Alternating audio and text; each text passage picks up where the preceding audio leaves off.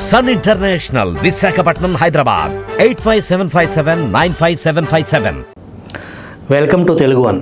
గడిచిన 5 సంవత్సరాల్లో ఆంధ్రప్రదేశ్ అంటే గంజాయి ప్రదేశ్ అనే పరిస్థితి యావత్ భారతదేశం మొత్తం కూడా ఎక్కడ గంజాయి దొరికినా అది ఆంధ్రప్రదేశ్ మూలాలు. అప్పటి పాలకులు ఆ పాలన వ్యవహారంలో పూర్తి స్థాయిలో పోలీసు కనుసన్నల్లోనే ప్రభుత్వ పెద్దల అనుమతితోనే గంజాయి విచ్చలవిడిగా రాష్ట్ర వ్యాప్తంగానే కాదు దేశవ్యాప్తంగా గంజాయి కంపు గుప్పుమని కొట్టింది. అయితే ఆ వాసనలో ఇంకా వెంటాడుతూనే ఉన్నాయి ఈ ఆంధ్రప్రదేశ్ని. అసలు ఈ గంజాయి, ఈ మత్తు పదార్థాల సమగ్ర విశ్లేషణ చేయడానికి మన నేటి అతిథి హిస్టోరియన్ ముత్తేవి రవీంద్రనాథ్ గారు మనతో ఉన్నారు. నమస్కారం అండి. నమస్కారం. ఈ గంజాయికి సంబంధించి చరిత్రలో గంజాయి ప్రస్తావన, దాని వివరాలు ఏమైనా ఉన్నాయా రవీంద్ర గారు? ప్రాచీన చరిత్రలో ముఖ్యంగా తెలుగు కావ్యాల్లో గంజాయి ప్రస్తావనలు ఉన్నాయి. దాని మీద ఏంటంటే గంజాయి అసలు తాగుతారా, తాగటం అంటే ద్రవ రూపంలో తాగుతారా లేకపోతే పొగ రూపంలో తాగుతారా, గంజాయి భక్షిస్తారా, తింటారా అనేటటువంటిది కూడా ఒక అనుమానం. ఏ రకంగా తీసుకుంటారు గంజాయి అనేది చాలా కాలం జనంలో ఉంది. ఎందుకంటే రకరకాలైన ప్రస్తావనలు గంజాయిని గురించి మన కావ్యాల్లో ఉన్నాయి. ఉదాహరణకి హరిశ్చంద్రోపాఖ్యానం అనే కావ్యంలో గౌరన అనేటటువంటి కవి ఆయన రాశాడు. ఏది, గంజాయి తిననేమి, కళ్ళు త్రాగనేమి, అంజక ధనమిచ్చు అతడే నా మెచ్చు అంటాడు. ఒక వేశ్య చేత పలికిస్తాడు ఈ పదాలు.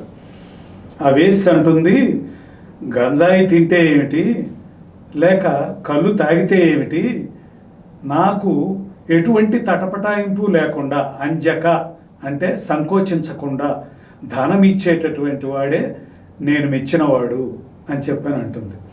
అంజక ధనమిచ్చు అతడే నా మెచ్చు అని పేర్కొంటుంది. ఆ వేశ్య చేత ఆ విధంగా చేశాడు. అట్లాగే తెనాలి రామలింగ కవి, తెనాలి స్వస్థలం అయింది, ఆయన పాండురంగ మహత్యం ఇట్లాంటి గొప్ప కావ్యాలన్నీ రాశాడు. దానికి ముందు ఆయన వైష్ణవుడుగా ఉండేవాడు, శైవుడుగా ఉండేవాడు, వైష్ణవం స్వీకరించక ముందు. ఆ దశలో ఆయన ఉద్భటారాధ్య చరిత్రం అనే ఒక శైవ కావ్యాన్ని కూడా రాశాడు. ఆ శైవ కావ్యంలో గంజాయి భక్షించి అనే పదం కూడా ఉంది. అట్లాగే నంజుడు మెక్కి, ఇట్లాంటి పదాలు ఏవి సూచిస్తున్నాయి అంటే గంజాయి అనేటటువంటిది తినటం ఆ రోజుల్లో ఆచారంగా ఉండేది అనేటటువంటి దాన్ని మనకి సూచిస్తున్నాయి. ఆ తర్వాత ఇదే కవి తెనాలి రామకృష్ణుడు ఆయన పేరు మార్చుకుని వైష్ణవం స్వీకరించి, శ్రీకృష్ణదేవరాయలు వీర వైష్ణవుడు కదా, ఆయన విష్ణు భక్తుడు. ఆ శ్రీకృష్ణదేవరాయల ఆస్థానం అయినటువంటి భువన విజయంలో గొప్ప కవుల్ని ఆయన పోషించేవాడు. ఆ సందర్భంగా ఆ అష్టదిగ్గజాలని పేరున్నటువంటి ఆ కవుల్లో తాను కూడా ఒకటిగా చేరటం కోసం, రాజసామీప్యం కోసం, రాజపోషణ కోసం వైష్ణవం స్వీకరించి ఆయన శైవుడల్లా వైష్ణవ ఇదయ్యాడు. అయిన తర్వాత రామకృష్ణుడు అని పేరు మార్చుకుని ఆయన ఉన్న సమయంలో కొంతమంది ఆయన వ్యతిరేకులు, ఆయన వారు రాబోయే ముందు తెనాలి రామకృష్ణుడు ఆ భువన విజయం ఆస్థాన ప్రవేశం చేస్తాడు. ప్రవేశం చేసినప్పుడు దౌవారికుడు ఉంటాడు అక్కడ. దౌవారికుడు అంటే ద్వారపాలకుడు. అతని చేత ఒక ప్రశ్న వేయిస్తారు, సమస్యాపూర్ణం. ఏమిటి ఆ ప్రశ్న అని చెప్పానంటే, కుంజర యోధంబు దోమ కుత్తుక జొచ్చన్, ఈ సమస్య పూరించండి అయ్యవారు అని అడుగుతాడు. ఎవరు? ద్వారపాలకుడు. అడిగితే ఈయనకి విపరీతంగా చిర్రెత్తుకొస్తుంది. ఎందుకంటే కుంజర యోధంబు, కుంజరం అంటే ఏంటి? ఏనుగు. యోధము అంటే సమూహం. ఏనుగుల మంద దోమ కుత్తుకలోకి ఎట్లా ప్రవేశిస్తుంది, అసలు దోమ కుత్తుక జొచ్చన్ అని చెప్పని సమస్య ఇస్తున్నాడు వీడు. ఈ ఇవ్వటాన్ని వెనకాల ఎవరో కవులు, ముఖ్యంగా తనకి నచ్చనటువంటి భట్టుమూర్తి అనేటటువంటి వ్యతిరేకమైనటువంటి కవి, తాతాచార్యులు అనేటటువంటి వైష్ణవ గురువు, వాళ్ళు తప్పకుండా వెనకాల ఉండే ఉంటారని వాళ్ళని తిడుతున్నట్టుగా చాలా తీవ్రమైన భాషలో తెనాలి రామకృష్ణుడు ఒక పద్యం చెబుతాడు. గంజాయి తాగి తురకల సంజాతము చేత కళ్ళు చవిగొన్నావా లంజల కొడక, ఎక్కడ కుంజరయూధంబు దోమ కుత్తుకజొచ్చన్ అంటాడనమాట.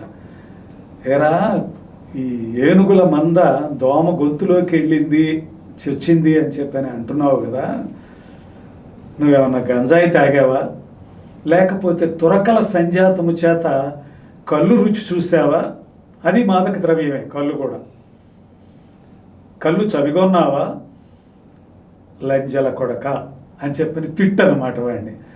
ఇది ఎవరికి తగలాలని, ఎవరైతే అతని చేత దౌవారికుడి చేత అడిగించారో, ప్రేరేపించిన ఈ సమస్యని ప్రస్తావింపజేశారో వాళ్ళకి, అడిగించిన వాళ్ళకి తగలాలనే ఉద్దేశంతో అతను ఆ విధంగా అంటాడు.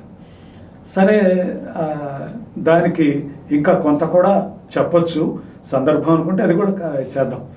ఏంటంటే, ఈయన ఇట్లా చెప్పాడు కదా, సమస్యాపూర్ణం ఇలా చేశాడు కదా, తీవ్రమైన భాషలో లంజల కొడక అంటూ చేశాడు కదా, ఇదే సమస్య రాయలవారు వచ్చిన తర్వాత రాయలవారి చేతే అడిగిస్తే తెనాలి రామకృష్ణుడిని అప్పుడేం చెప్తాడు? ఇలాగే చెప్తాడా తీవ్రమైన భాషలో అని చెప్పని తేల్చుకోవడం కోసం అని చెప్పని రాయలవారు వచ్చి కూర్చోగానే ఇవాళ ఏమిటి సమస్య అని చెప్పానంటే, ఇదిగో ఈ సమస్య మాకు తేలకుండా ఉందండి, ఈ సమస్య మీరే అడగండి. తెనాలి రామకృష్ణుడు చాలా దిట్ట కదా, గొప్ప వ్యక్తి కదా ఆయన సమస్య పూరణంలో, అందుకని ఆయన్ని మీరే అడగండి అని చెప్పని ఆయనకే ఈ బాధ్యత పెడతారు. చెప్పండి రామకృష్ణ కవి, కుంజరయూధంబు దోమ కుత్తుకజొచ్చన్, ఈ సమస్య పరిష్కరించండి అని చెప్పానంటే, ఎంత గొప్ప పండితుడు, ఎంత గొప్ప చమత్కారం అంటే తెనాలి రామకృష్ణ కవి. అప్పటికప్పుడు ఆయన ఇదే సమస్యని వేరొక పద్యంతో పూరిస్తాడు. ఆ పద్యం కూడా అత్యద్భుతమైన పద్యం. సంజయుడితో ధృతరాష్ట్రుడు అంటున్నట్టుగా ఉండేటటువంటి పద్యంగా దాన్ని రూపొందిస్తాడు. ఏమంటే, పాండవులు ఎంత గొప్పవాళ్ళు, విరటుడి కొలువులో అజ్ఞాతవాసం చేసేటప్పుడు ఏనుగుల మంద పోయి దోమ కుత్తుకు చొచ్చినట్టుగా, దోమ గొంతులో చొచ్చినట్టుగా ఈ విధంగా వెళ్ళి విరటుడనే చిన్న రాజు, సామంతరాజు, వాడి రాజ్యంలోకి వెళ్ళి అక్కడ దాక్కున్నారే వాళ్ళు, ఎంత దయనీయమైన పరిస్థితి వాళ్ళకి ఇది, కుంజర యూధంకు దోమ కుత్తుకు చొచ్చినట్టుగా లేదు అని చెప్పని ధృతరాష్ట్రుడు, సంజయుడనే తన రధికుడు, తనకి సారథి ఉంటాడు, ఆ రధికుడితో అంటున్నట్టుగా ఆ పద్యాన్ని రూపొందిస్తాడు. రంజన చెడి పాండవులరి భంజనులై విరటు కొల్వు పాలై రకట సంజయ విధినే మందును కుంజరయూధంబు దోమ కుత్తుకజొచ్చనని ఆ చివరి పంక్తి అదే విధంగా ఉండేటట్టుగా చక్కగా సరిపోయేటట్టు ప్రాస కానీ యతి కానీ ఆ ఛందస్సు నియమాలు ఎక్కడ ఏవి కోల్పోకుండా చక్కగా అదే పద్యాన్ని 5 నిమిషాల్లో మళ్ళీ వేరే పద్యంగా మార్చి అదే సమస్యని పూరిస్తాడు. ఇది తెనాలి రామకృష్ణ కవి చేసిన చమత్కారం. దీన్ని మనం ఇది చేయటం వల్ల గంజాయి యొక్క వాడకం ప్రాచీన కాలంలో ఎలా ఉంటుంది, సాహిత్యం యొక్క ప్రయోజనం ఏమిటి, ప్రాచీన కాలపు చరిత్ర, ప్రాచీన కాలపు ప్రజాజీవనం, వాటిని తెలుసుకోవటం.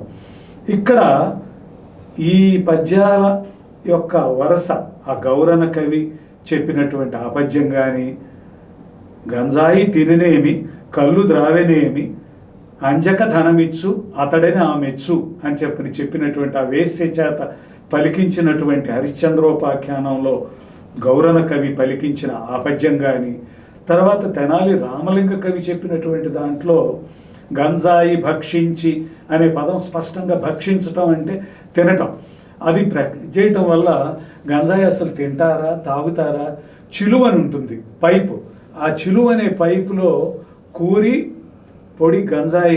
గంజాయి పొడిని కూరి దాన్ని వెలిగించి దాంట్లో నుంచి వచ్చే పొగ పీల్చటం అదొక పద్ధతి. ఇట్లా రకరకాలైన పద్ధతుల్లో వాడిన గంజాయి గురించి ఏమిటని ఈరోజు మనం తెలుసుకుందాం. రవీంద్రనాథ్ గారు, అసలు ఈ గంజాయి తింటారా, తాగుతారా, ఈ పొగ పీలుస్తారా, రకరకాల పద్ధతుల్లో స్మగ్లింగ్ చేస్తున్నారు. అసలు ఈ వాడకం విధానం వివరిస్తారా? ఇదేంటంటేనండి, ఇప్పుడు ఇందాక నేను చెప్పినటువంటి ఆ పద్యాల ప్రకారం కనుక చూస్తే భక్షణం కూడా ఉంది, తినటం కూడా ఉంది. అలాగే భంగు అనేటటువంటి పేరుతో లేత గంజాయి చిగుళ్ళను తీసుకుని వాటిని బాగా ఎండబెట్టి పొడి చేసి దాన్ని పెరుగు లేకపోతే పాలు ఇట్లాంటి వాటిల్లో కలిపి తీసుకోవటం కూడా మనకి ఉంది. అది పొగ ఇచ్చినంత మత్తు రాదు. ఇప్పుడు గంజాయి ఏమిటంటేనండి, ఇంకా కొన్ని వివరాలు తర్వాత నేను కవర్ చేద్దాం. ఇప్పుడు ఈ రకాలైన వాడకాలన్నీ చిలుములో గంజాయి పొడిని నింపి దాన్ని ముట్టించి సిగరెట్ తాగినట్టుగా తాగటం. ఈ ఆధునిక కాలంలో సిగరెట్లలో గంజాయి పొడి దట్టించి ఆ పొగాకు మధ్యలో ఇది కూడా దట్టించి దాన్ని పీల్చటం, పొగ ముట్టించి పీల్చటం, ఇవన్నీ రకాలు ఉన్నాయి. భంగు అనే పేరుతో ద్రవ రూపంలో తాగటం ఉంది. గంజాయి పొడిని చిలుములో పైపులో నింపి పొగ రూపంలో తాగటము ఉంది. అట్లాగే గంజాయిని ఇంకా తినటం కూడా ఉంది అని కావ్యాల్లో ప్రస్తావించారు. కానీ ఇవాళ గంజాయి ఎవరు తింటున్నట్టుగా లేదు. మొత్తం మీద గంజాయి పొగ తాగుతారు. గంజాయి ద్రవ రూపంలో భంగు అనే రూపంలో దాన్ని స్వీకరిస్తారు. పూర్వకాలంలో ఈ గంజాయి వాడకం వివరిస్తారా? పూర్వకాలంలో గంజాయి వాడకం వివరించడం అంటే అసలు గంజాయిని గురించి ముందు తెలుసుకోవాలి. గంజాయి ఏమిటంటేనండి, వృక్షశాస్త్ర సాంకేతిక పరిజ్ఞానం ప్రకారం క్యానబినేసి అనేటటువంటి ఒక కుటుంబానికి సంబంధించిన మొక్క. ఇప్పుడు మనం గోంగూర ఆకులు ఎలా ఉంటాయో ఇట్లా 5 వేళ్లుగా చీలినట్టుగా పామేట్ లీవ్స్ అంటారు. అరచేయిలాగా ఉండేదాన్ని పామేట్ లీవ్స్ అంటారు. అలా చీలి ఉండే గోగాకుల్లాగా చీలి ఉండేటట్టుగానే గంజాయి ఆకులు కూడా ఉంటాయి. అయితే 15-20 అడుగుల ఎత్తు పెరిగేటటువంటి మొక్కలుగా గంజాయి ఉంటుంది. అలాగే గంజాయిలో కూడా క్యానబిస్ సెటైవా అనే పేరుతో ఒక రకం, క్యానబిస్ ఇండికా అనే పేరుతో మరొక రకం, 2 రకాలు ఉన్నాయి. ఈ 2 రకాల్లో ఈ సెటైవా అనేది శ్రేష్టమైన రకం అని భావిస్తారు. ఈ గంజాయికి సంబంధించి మనం చెప్పుకునేటప్పుడు ఏంటంటేనండి, గంజాయి ఆడ మొక్కలు మగ మొక్కలు వేరువేరుగా ఉంటాయి. ఈ ఆడ మగ మొక్కలు వేరుగా ఉండే వాటిల్లో ఆడ మొక్కలే గంజాయికి మనకు పనికొచ్చేది. ఆడ మొక్కలకి పూలు వచ్చినప్పుడు ఆ పూలు ఇంకా మొగ్గ దశలో ఉండగానే ఆ పూలని కోసి వాటిని కాళ్ళతో తొక్కి అట్లాగే దాని మీద పడి దొరిలేవాళ్ళు పాత రోజుల్లో. దాని మీద పడి దొరులుతూ ఉంటే దాంట్లో ఉండే జిగురు బయటకు వచ్చి పసుపచ్చటి జిగురు ఉంటుంది ఆ పూలల్లో కానీ ఆ లేత చిగుళ్ళ ఆకుల్లో కానీ అట్లా ఉంటుంది. అందుకని ఆ గంజాయి పూలని ఆడపూలు, గంజాయి పూలల్లో కూడా మగ పూలు ఉంటాయి, ఆడపూలు ఉంటాయి. ఆడ గంజాయి పూలల్లో ఈ మత్తు పదార్థం చాలా ఎక్కువగా ఉంటుంది అన్నమాట, గంజాయిగా పనికొచ్చేటటువంటిది. అదేంటి, వీళ్ళు దాన్ని తొక్కినప్పుడు కానీ దాని మీద పడి దొర్లినప్పుడు కానీ జిగురుగా ఒంటికి అతుక్కునేది పాత రోజుల్లో. ఆ అంటుకున్నటువంటి దాన్ని తీసి ఆరబెట్టేవాళ్ళు. ఆరబెడితే పసుపచ్చటి బిళ్ళల్లాగా ఆ జిగురంతా బయటకు వచ్చి ఇదవుతుంది కాబట్టి అట్లా పసుపచ్చటి ఒక ఒడియాలు టైపులో ఉన్నట్టుగా అట్లా ఉంటుంది. ఆ గుడ్డలకు అతుక్కుని ఉంటే దాన్ని తీసి దాన్ని పొడి చేసి వాడేవాళ్ళు.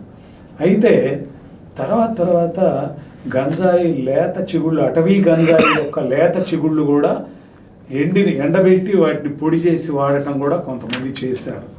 అయితే మనకి ముఖ్యమైనటువంటిది ఏంటంటే బాగా పట్టించే పదార్థం ఈ పసుపచ్చటి ఇది అన్నమాట. ఇది ఆ రోజుల్లో జనం దాని మీద పడి దొర్లి ఆ గంజాయి ఆడపూలు అవి ఇదైతే ఒంటికి అతుక్కుపోతే వాటిని తీసి అది వేరు చేయటం చేసేవాడు. ఇప్పుడు అంతా అట్లా శ్రమ పట్టల్లా. ఇప్పుడు ఏం చేస్తున్నారంటే టిష్యూ పేపర్ టైపులో లేకపోతే చీజ్ కాటన్ గుడ్డ పీసెస్ తీసుకుని ముక్కలు చేసి వాటి మధ్యలో ఈ ఆడపూలని పెట్టి మెకానికల్ ప్రాసెస్ ద్వారా సాంకేతికంగానే అవి ఒత్తిడికి లోనయ్యేటట్టుగా చేసి దాని నుంచి స్రవించేటటువంటి ఆ జిగురు ఈ గుడ్డ ముక్కలకి చీజ్ కాటన్కి అతుక్కునేటట్టుగా చేసి దాన్ని విడదీసి దాన్ని ఇప్పుడు తీసి వాడుకుంటున్నారు అన్నమాట. ఇది ఒక ముఖ్యమైన విషయం ఏంటంటే గోగు చెట్టులాగానే ఉంటుంది, కానీ గోగుకి దీనికి కొన్ని తేడాలు ఉన్నాయి. ఎత్తు విషయంలో కానీ ఆకుల దీని విషయంలో గోగు ఆకులు గంజాయి ఆకుల్లాగా ఉంటాయి కాబట్టే హైబిస్కస్ క్యానాబినస్ అని చెప్పని దీనికి పేరు వచ్చింది. గోగు చెట్టు కూడా గంజాయి ఆకుల్లాగా ఉంటాయి గోగు ఆకులు కూడా, అందుకని దీనికి హైబిస్కస్ ఫ్యామిలీకి సంబంధించిన ఇది కెనాబినస్ అనేటటువంటిది దానికి చేర్చింది అందుకనమాట. ఇక దీంట్లో ఏంటంటే గంజాయి అనేటటువంటి దీనిలోనే శక్తివంతమైన ఆల్కలాయిడ్స్ ఉన్నాయి, చాలా శక్తివంతం ఆల్కలాయిడ్స్. అవి మత్తునిస్తాయి. ఈ మత్తునిచ్చే కారణంగా నొప్పి నివారక ఎనాల్జెసిక్స్ అంటారు కదా, నొప్పి నివారక పదార్థాలు, బాధా నివారిడులు, ఏది అమృతాంజనం ఇట్లాంటివన్నీ కర్పూరం ఇవన్నీ కూడా నొప్పి నివారణకి వాడేటటువంటివేగా. అలాగే ఈ పదార్థాలు గంజాయిలో ఉన్నటువంటి ఆల్కలాయిడ్స్ పాత రోజుల్లో నొప్పి నివారణకి వాడేవాళ్ళు. పాత రోజుల్లో హెరోడోటస్ చరిత్ర పితామహుడు అంటారు ఆయన్ని. ఆ హెరోడోటస్ అనే ఆయన కూడా పాత రోజుల్లో అస్సీరియన్ జాతి ప్రజలు ఇది వాడారు, గంజాయి వాళ్ళకి తెలుసు అనేటటువంటిది ఆయన సాహిత్యం చదివితే తెలుస్తుంది. అట్లాగే భారతీయులు, చైనీసు, వీళ్ళల్లో చైనీసే ముందు గంజాయిని ఉపయోగించారు.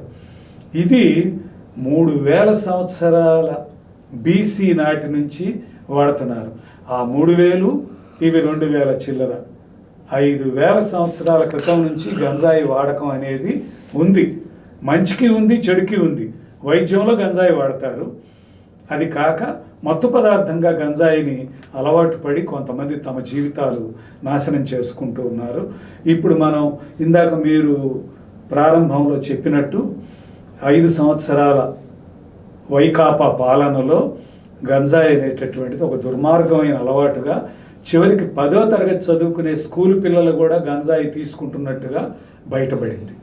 అందుకని ఈ గంజాయిని ఈ రకాలుగా వాడేవాళ్ళు. ఇక దీని గురించి ఇంకొక విషయం కూడా చెప్పుకోవాలంటే గంజాయిలో ఒక తీవ్రమైన మత్తు పదార్థం ఉంది. ఆ తీవ్రమైన మత్తు పదార్థాన్ని టీహెచ్సి అంటారు. అంటే టెట్రాహైడ్రోకానాబినాల్. టెట్రాహైడ్రోకానాబినాల్ అనేటటువంటి ఒక పదార్థం, రసాయన పదార్థం, అది మత్తుని కలిగించేది. అదొక తీవ్రమైన మత్తు పదార్థం అన్నమాట. అది దాన్ని గంజాయి ఆకుల్ని నమిలినా ఉండేది అదే.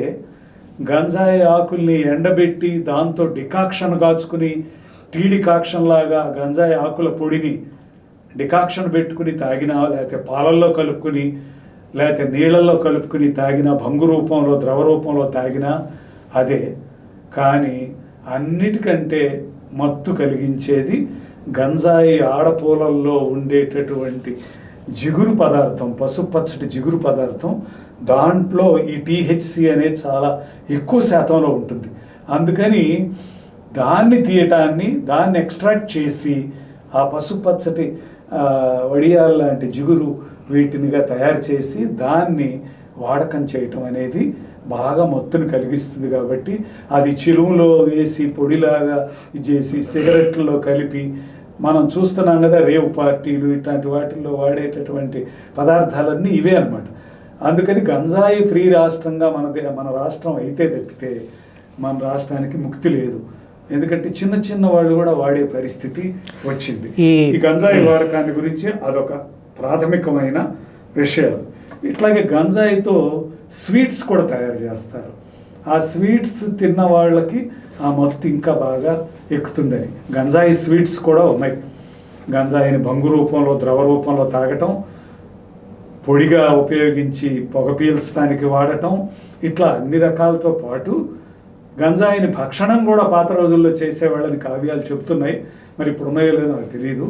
గంజాయి వాడి తయారు చేసినటువంటి స్వీట్స్ని మాత్రం తినటం ఇప్పుడు కూడా ఉంది. గంజాయి చాక్లెట్లు ఇప్పుడు మొన్న 5 సంవత్సరాల క్రితం అందుబాటులోకి వచ్చినాయి. గంజాయి చాక్లెట్స్. అందుకని అన్ని రకాలుగా గంజాయి వాడకం అనేది ఇప్పటికీ ఉంది. అయితే ఇది నిషిద్ధ పదార్థం కాబట్టి దాన్ని జాగ్రత్తగా ఎవరికి తెలియకుండా ఆ వాడకందారులు జాగ్రత్త పడుతున్నారు. ఈ గంజాయి కాకుండా ఇంకా వేరే మారక ద్రవ్యాల గురించి, మత్తు పదార్థాల గురించి వివరిస్తారా? మనకి మామూలుగా గంజాయి కాకుండానండి నల్లమందు ఉంది. నల్లమందు చైనా వాళ్ళు చేసిన యుద్ధాలు, నల్లమందు యుద్ధాలు చరిత్రలో చాలా ఫేమస్. ఈ నల్లమందు అనేటటువంటిది గసగసాల నుంచి వస్తుంది. గసగసాలు అంటే మనం నాన్ వెజ్ వంటకాల్లో గసగసాలను వాడతాం. ఈ గసగసాలు ఏంటంటే మత్తునిస్తాయి. గసగసాల నుంచి రుబ్బి తీసిన పాలు మత్తు పదార్థం అయినటువంటి నల్లమందు తయారీకి వాడతారు.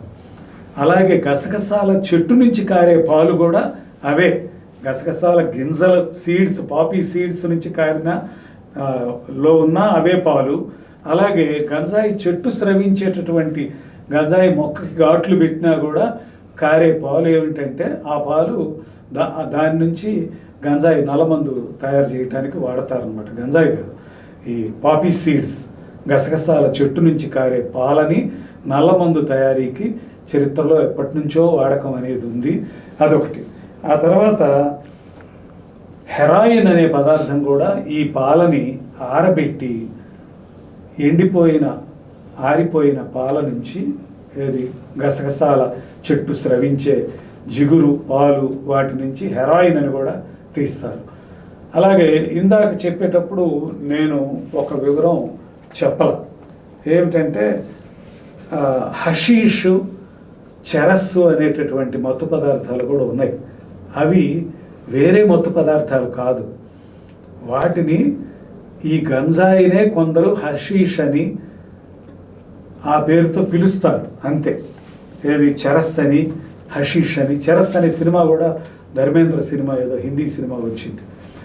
ఇది అచ్చంగా గంజాయి గురించే సినిమా అన్నమాట. ఇట్లా రకరకాల ప్రాంతాల్లో రకరకాల పేర్లతో వ్యవహరించబడుతున్నటువంటి గంజాయి అంతా ఒకటే. మ్యారిజువానా అనేది వేరే ఒకటి అనుకుంటారు తెలియక. అమెరికా ఖండంలో మ్యారిజువానా అనే పేరుతో వ్యవహరిస్తారు ఇదే గంజాయిని. అందుకని గంజాయి అన్న, గాంజా అన్న, హషీష్ అన్న, మ్యారిజువానా అన్న, చెరస్ అన్న, ఇవన్నీ ఒకటే. ఎటొచ్చి నల్లమందు మాత్రం వేరు. నల్లమందు అనేటటువంటిది గసగసాల చెట్టు యొక్క పాల నుంచి తీసేటటువంటి పదార్థం. అది కాక హెరాయిన్ అన్నా కూడా అది కూడా గసగసాల చెట్టు పాల నుంచే తయారు చేస్తారు. ఇవి వాటికి సంబంధించి. ఇకపోతే కోకా అని ఒక చెట్టు ఉన్నది. దక్షిణ అమెరికాలో చాలా ఎక్కువగా ఉంటుంది. అది ఎరిథ్రోక్సైలాన్ కోకా, దాని పేరు శాస్త్రీయ నామం. ఈ కోకా చెట్టు యొక్క దీని నుంచి ఆకుల పొడిని నమలటం కూడా దాంట్లో ఉండే కొకెయిన్ అనే మత్తు పదార్థం కారణంగా అది కూడా బాగా మత్తునిస్తుంది. అందుకని ఆ కొకెయిన్ అనేటటువంటిది ఒక మత్తు పదార్థం, కోకా చెట్టు ఆకుల నుంచి వచ్చేది. అలాగే కోలా నిటిడా అనేటటువంటి ఇంకొక చెట్టు, ఆ శాస్త్రీయ నామం కలిగిన ఇంకొక మొక్క ఉన్నది. ఈ కోలా నిటిడా నుంచి వచ్చేది కోలా అంటారు. దాంట్లో ఉన్న మత్తు పదార్థాన్ని మనం కోకా కోలా అనేటటువంటి ఒక అది శీతల పానీయం ఇవాళ అది తాగుతారు. ఈ కోకా కోలా 1886లో మొట్టమొదటి తయారు చేశారట. ఇది తయారు చేసినప్పుడు దానిలో ఉన్నటువంటి కోకా అనేటటువంటి కొకెయిన్ అనబడేటటువంటి పదార్థం కారణంగా అది తలనొప్పిని చాలా త్వరగా తగ్గించేసేదట.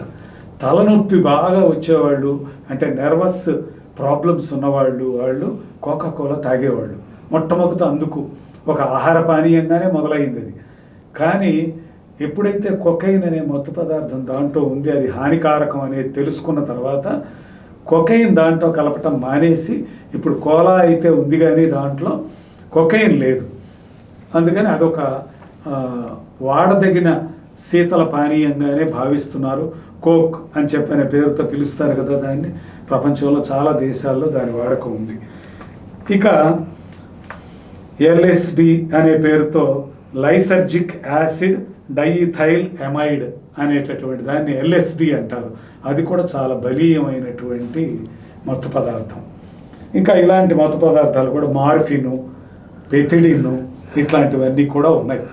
వీటిల్లో మనకి ఇవాళ ఏ ఏ రకాలు వాడుతున్నారు అని చెప్పానంటే మనకి ఎక్కువ భాగం ఈ గంజాయిలో ఉండే టీహెచ్సిని వాడుకోవటమే మనకి ఉన్నంతలో. ఎందుకంటే గంజాయి ఎక్స్ట్రాక్షన్ అది కూడా చాలా తేలిక, అందువల్ల గంజాయిని వాడుకోవటానికి ఎక్కువ అలవాటు పడుతున్నారు చాలామంది. ఏంటంటే దాన్ని ఆడపూలని ఒత్తితే చాలు ఆ టీహెచ్సి అనేది మనకు అవైలబుల్గా ఉంటుంది. బిళ్ళల రూపంలో ఆరిన వడియాల్లాగా చిన్న చిన్న ఇవిగా ఉంటాయి అవి. ఆ సూక్ష్మ రూపంలో ఉండేటటువంటి ఎండు ఆ జిగురునే మనం వాడటం అలవాటు పడ్డాం. ఎందుకంటే ఎక్స్ట్రాక్షన్ సింపుల్ కాబట్టి, సింపుల్ మెథడ్స్ ద్వారా. ఇక ఏదో కెమికల్ ప్రాసెస్ ద్వారా అది ఇది తయారు చేయటం అలాంటిది మనకి కొంచెం ఇది కాబట్టి మన ప్రాంతంలో గంజాయికి ఎక్కువ మంది తేలిగ్గా అలవాటు పడుతున్నారు. ఇంకా మిగతా మత్తు మందుల పదార్థాలు చాలా ఉన్నాయి. ఒక్కొక్క ప్రాంతానికి ఒక్కొక్కటి ప్రత్యేకంగా ఉంటుంది. దక్షిణ అమెరికాలో కొకైన్ అది ఎక్కువ ఉంటుంది వాడకం. అయితే ఆంధ్రప్రదేశ్లో విచ్చలవిడిగా, ఆంధ్రప్రదేశ్ ఈ ప్రాంతం లేదు ఆ ప్రాంతం లేదు, పల్లెటూరు లేదు, సిటీ లేదు, అర్బన్ లేదు, టౌన్ లేదు, ఎక్కడ చూసినా విచ్చలవిడిగా స్కూల్ విద్యార్థులకు కూడా అందుబాటులో ఉండే పరిస్థితి గడిచిన 5 సంవత్సరాల నుంచి విచ్చలవిడిగా ఆంధ్రప్రదేశ్లో గంజాయి అవైలబిలిటీలో ఉంది. ఇక్కడి పరిస్థితులను వివరిస్తారా? దీనికి కారణం ఏంటంటేనండి, మొట్టమొదటి విషయం గంజాయి చాలా ఖరీదైనటువంటి విషయంగా మారిపోయింది. అది ఒక్క కేజీ గంజాయి 10,000 రూపాయల పైనే ధర పలుకుతున్నది గంజాయి. అంటే దాంట్లో దాన్ని ఎక్స్ట్రాక్షన్ ప్రాసెస్కి పట్టే కూలీ, లేకపోతే దాని తరలింపులో తీసుకోవాల్సిన జాగ్రత్తలు ఇట్లాంటి వాటన్నిటి దృష్ట్యానో ఏమో ఒక కేజీ గంజాయి 10,000 రూపాయలు పలుకుతున్నది వాళ్ళ ధర. అందుకని ఈ గంజాయి వ్యాపారం అనేది ధనదాహం ఉండి ఎటువంటి నీతి నియమాలు పాటించినటువంటి దేశం పోయింది, పిల్లలు గంజాయికి అలవాటు పడి నాశనం అయితే అయ్యారు. ఏదైనా సరే మనకి డబ్బుని సమకూర్చేటటువంటి కల్పతరువుగా ఉంది కదా గంజాయి అనే ఉద్దేశంతో గంజాయిని చాలామంది అదొక ధన సంపాదనకి, అక్రమ సంపాదనకి మార్గంగా ఎంచుకున్నారు. ఆ కారణంగా మన రాష్ట్రంలో అందుకని పైనుండి ప్రోత్సహించేటటువంటి వాళ్ళు నాయకులైన కారణంగా కూడా మరింతగా గంజాయి ఇక్కడ ఇదైందనమాట. అది పైనున్న వాళ్ళల్లో ఏమైనా కొంచెం నీతి నియమాలు, స్క్రూపుల్స్ కనుక ఉండి ఉన్నట్టయితే ఈ పరిస్థితి ఉండదు. వాళ్ళు పూర్తిగా తెరచాప ఎత్తేసినట్టుగా గంజాయిని ప్రోత్సహిస్తున్నారు. ఒక చిన్న ఉదాహరణ చెప్తాను. చంద్రబాబు నాయుడు పాలన ఈ 5 ఏళ్లకి ముందు చంద్రబాబు నాయుడు పాలన సాగింది.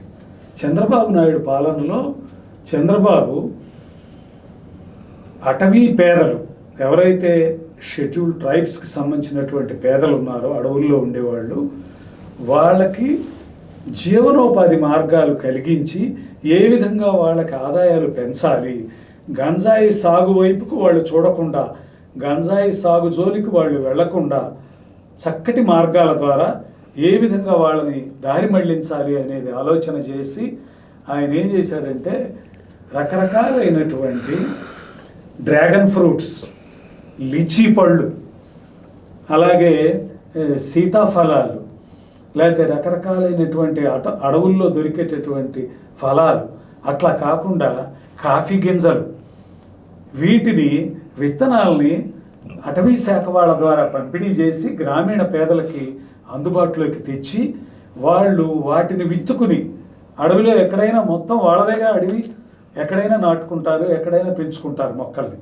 పెంచుకుని ఇదివరకు గంజాయి సాగు చేస్తూ ఉన్నటువంటి వాళ్ళని గంజాయి సాగుని మాన్పించి ఈ విధంగా తయారు చేశారు. అలాగే గంజాయి యొక్క భవిష్యత్ ప్రమాదాన్ని కూడా గుర్తించి ఫారెన్సిక్ ల్యాబొరేటరీని కూడా హైదరాబాద్కి తీసుకొచ్చింది చంద్రబాబు నాయుడే. గంజాయి టెస్టింగ్, ఒక వ్యక్తి రక్త నమూనాని పరిశీలించి గంజాయి టెస్ట్ని ద్వారా అతను గంజాయి వాడా వాడలేదా, అసలు మన స్కూళ్ళల్లో, మన ఆఫీసుల్లో మన ప్రజలు ఎంత మేరకు గంజాయికి బానిసలు అవుతున్నారు, మనం ఎవరిని పెడితే వాళ్ళని శిక్షించడం కాదు కదా, ఫారెన్సిక్ ల్యాబ్ రిపోర్టులో వాళ్ళు పాజిటివ్గా వచ్చిన వాళ్ళనే శిక్షించాలనే ఉద్దేశంతో ఎప్పుడో కేంద్రం మీద పోరాడి ఆంధ్రప్రదేశ్కి గంజాయి టెస్టింగ్ ల్యాబొరేటరీని కూడా తీసుకొచ్చి ఫారెన్సిక్ ల్యాబొరేటరీని పెట్టడం జరిగింది. అందుకని ప్రజలు ప్రజారోగ్యం పట్ల కన్సర్న్ ఉన్నటువంటి పాలకులు గనక ఉంటే వాళ్ళు ఈ రకంగా ఆలోచిస్తారు. అదీగాక ఎవరైతే గంజాయి సాగుని చేపట్టి అడవుల్లో వాళ్ళు గంజాయిని ఒక ధన సంపాదన మార్గంగా చేసుకున్నారో వాళ్ళందరి మీద చర్యలు చేపట్టి వాళ్ళని రెండో పక్క నుంచి అణుచుకుంటూ రావటం జరిగింది. లేకపోతే గంజాయి ఇంత విచ్చలవిడిగా అంతకుముందు గవర్నమెంట్లో ఎందుకుంది మీ అందరికీ తెలిసిన విషయమే, విమర్శకులు అందరికీ తెలిసిన విషయం. ఈ 5 ఏళ్లలో గంజాయి విపరీతంగా విశృంఖలంగా విజృంభించడానికి కారణాలు ఏమిటి అనేటటువంటిది ప్రభుత్వ ప్రోత్సాహం కూడా దాంట్లో ఉంది, ప్రభుత్వ పెద్దల ప్రోత్సాహం ఉంది. ప్రభుత్వ శాఖలు ఆ ప్రభుత్వంలో ఉన్నటువంటి పెద్దలు ఏం చెబితే దానికల్లా తాటికాయలాగా తల ఊపుతూ వాళ్ళు తమ విద్యుక్త ధర్మాన్ని వాళ్ళు మర్చిపోయారు. ఆ కారణంగా అటుపక్క ఎన్ఫోర్స్మెంట్ సెబ్ కానీ, స్పెషల్ ఎన్ఫోర్స్మెంట్ బ్యూరో అనేటటువంటిది కానీ, ఇటువంటి వీళ్ళు కానీ, ఎక్సైజ్ డిపార్ట్మెంట్ కానీ ఒక రకంగా నిద్రపోయింది తమ డ్యూటీ తాము చేయకుండా. ఆ కారణంగా గంజాయి సాగు ఇబ్బడి ముబ్బడిగా పెరిగింది మన రాష్ట్రంలో. వైసీపీ పార్టీ దిగజారుడు పరిస్థితి వివరిస్తారా? వైసీపీ పార్టీ దిగజారుడు అని చెప్పనంటే మనకు తెలుసు కదా, వైసీపీ మంత్రుల్లో కూడా ఎక్కడి దాకా వెళ్ళక్కర్లా, మంత్రులను తీసుకున్నా కూడా ఒక మంత్రి బెట్టింగ్ వీరుడు, క్రికెట్ బెట్టింగు, లేకపోతే ఎలక్షన్స్లో ఎవరు గెలుస్తారు ఎవరు ఓడతారని బెట్టింగు, ఇట్లాంటి బెట్టింగ్ వీరుడు. ఇంకొక మంత్రి గ్యాంబ్లింగ్కి సంబంధించిన వాడు, ఇంకొక మంత్రి కోడి పందాల్లో బాగా ఆరితేరినటువంటి వాడు, అలాగే ఇంకొక మంత్రి అందరికంటే చాలా ప్రజలు అసహించుకున్నటువంటి మంత్రి, బూతులు మంత్రి. ఆయన అసలు గ్యాంబ్లింగ్ని పెద్ద ఇదిగా మన దేశంలో ఎక్కడా లేని విధంగా ఓపెన్గా అక్కడ క్యాసినోలు పెట్టి క్యాసినోలను ప్రోత్సహించడం ద్వారా ఓపెన్గా ఇది అర్ధనగ్న నృత్యాలు చేయించి క్యాబరే డ్యాన్సులు చేయించి ఎంత ప్రముఖుడయ్యాడో తెలుసు కదా. వీళ్ళందరినీ తన పొదిలో అస్త్రాలుగా పెట్టుకుని వాళ్ళు ఏమి చేసినా వాళ్ళందరినీ, మరి దాంట్లో వాటాలు కూడా ఆయనకు ఉండకుండా ఉండవు పెద్ద ఆయనకి, మొత్తం మీద వాళ్ళని ప్రోత్సహించి వాళ్ళ చేత అన్నీ చేయిస్తూ వాళ్ళని తన ఆయుధాలుగా, తన పొదిలో ఆయుధాలుగా వాడుకుంటూ వాళ్ళకి ప్రమోషన్లు ఇస్తూ వాళ్ళందరి చేత నాటకాలు ఆడించి, జగన్నాటకాలు ఆడించింది ఎవరు అనేది అందరికీ తెలిసిందే. ఇట్లా పైనుంచి ప్రోత్సాహం ఉన్నటువంటి చోట్ల తప్పనిసరిగా ఎవరికి జవాబుదారీగా ఉండరు. మంత్రులే అసలు విచ్చలవిడిగా ఆ విధంగా చేశారు అంటే అది ఈ దిగజారుడు అట్లా జరిగిందని. రెండోది, ఆంధ్ర ఒరిస్సా బార్డర్ ఏదైతే ఉందో ఆ ప్రాంతం గంజాయి సాగుకి బాగా అనుకూలమైంది. అయిన కారణంగా అక్కడ ఇది మొదటి నుంచి సాగుతూనే ఉంది రహస్యంగా ఏదో. అయితే అప్పట్లో ఏమనుకునేవాళ్ళు అంటే నక్సల్స్ కూడా ఈ గంజాయి సాగుదారులు, అక్రమ రవాణాదారులకి రక్షణ కల్పించి వాళ్ళు ఇచ్చేటటువంటి అమౌంట్స్ కూడా మావోయిస్టులు తీసుకునేవాళ్ళు అనేటటువంటి టాక్ బహిరంగంగానే ఉండేది. వాళ్ళే రక్షణ ప్రొవైడ్ చేయకపోతే ఎక్సైజ్ వాళ్ళు వెళ్ళి అక్కడ దాడి చేసి ఈ గంజాయిని అంతా ధ్వంసం చేయటమో, ఈ గంజాయి వాళ్ళని ఇది చేయటమో చేసేవాళ్ళు. అసలు ఎందుకు ఇలా జరుగుతున్నది అనే దానికి నేను విన్నటువంటి కొన్ని వీటిల్లో సర్కిల్స్లో తెలిసింది ఏంటంటే, నేను కమర్షియల్ ట్యాక్సెస్ డిపార్ట్మెంట్లో పనిచేసేటప్పుడు ఏసీటీఓగా ఉన్నప్పుడు విజయవాడ భవానీపురం చెక్ పోస్ట్లో పనిచేసే రోజుల్లో మహబూబాబాద్ ప్రాంతం నుంచి, నర్సంపేట ప్రాంతం నుంచి మిర్చి లారీల్లో గంజాయి వస్తుందని టాక్ ఉంటే, మిర్చి ఘాటైన వాసన కలిగి ఉంటుంది.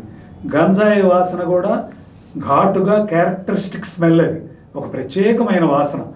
ఆ వాసన బయటికి గుప్పున కొట్టకుండా ఉండటం కోసం గంజాయి చిన్న చిన్న మూటలుగా చేసి మిర్చి లారీల మధ్య పెట్టుకుని వచ్చేది అని వింటే, నేను శాంపుల్గా ఒకసారి చూద్దామని చెప్పని చూస్తే నిజంగానే దాంట్లో గంజాయి మూటలు దొరికినాయి. అది వీళ్ళకి ఎక్సైజ్ అండ్ ప్రొహిబిషన్ డిపార్ట్మెంట్కి వాటిని హ్యాండ్ ఓవర్ చేసాం.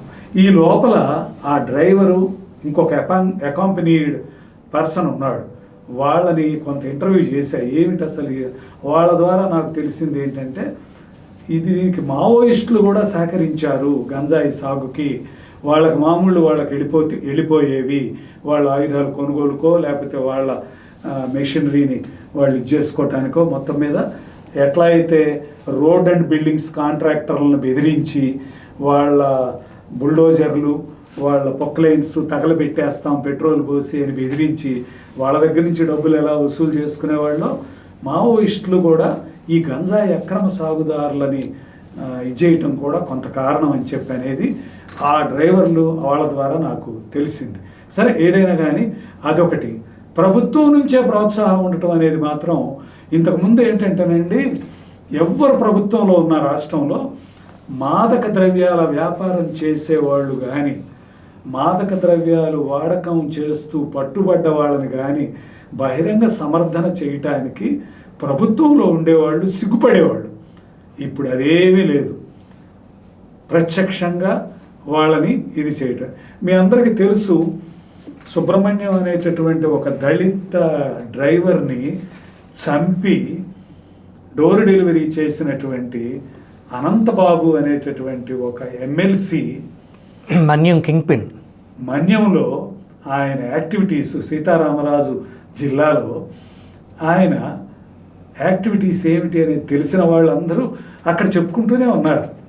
ఆయన ఈ మొత్తం గంజాయి వ్యాపారానికి మొత్తానికి కింగ్ పిన్గా అక్కడ వ్యవహరిస్తూ ఆయన మనుషుల ద్వారా ఈ వ్యాపారం అంతా సాగిస్తున్నాడు అనేది.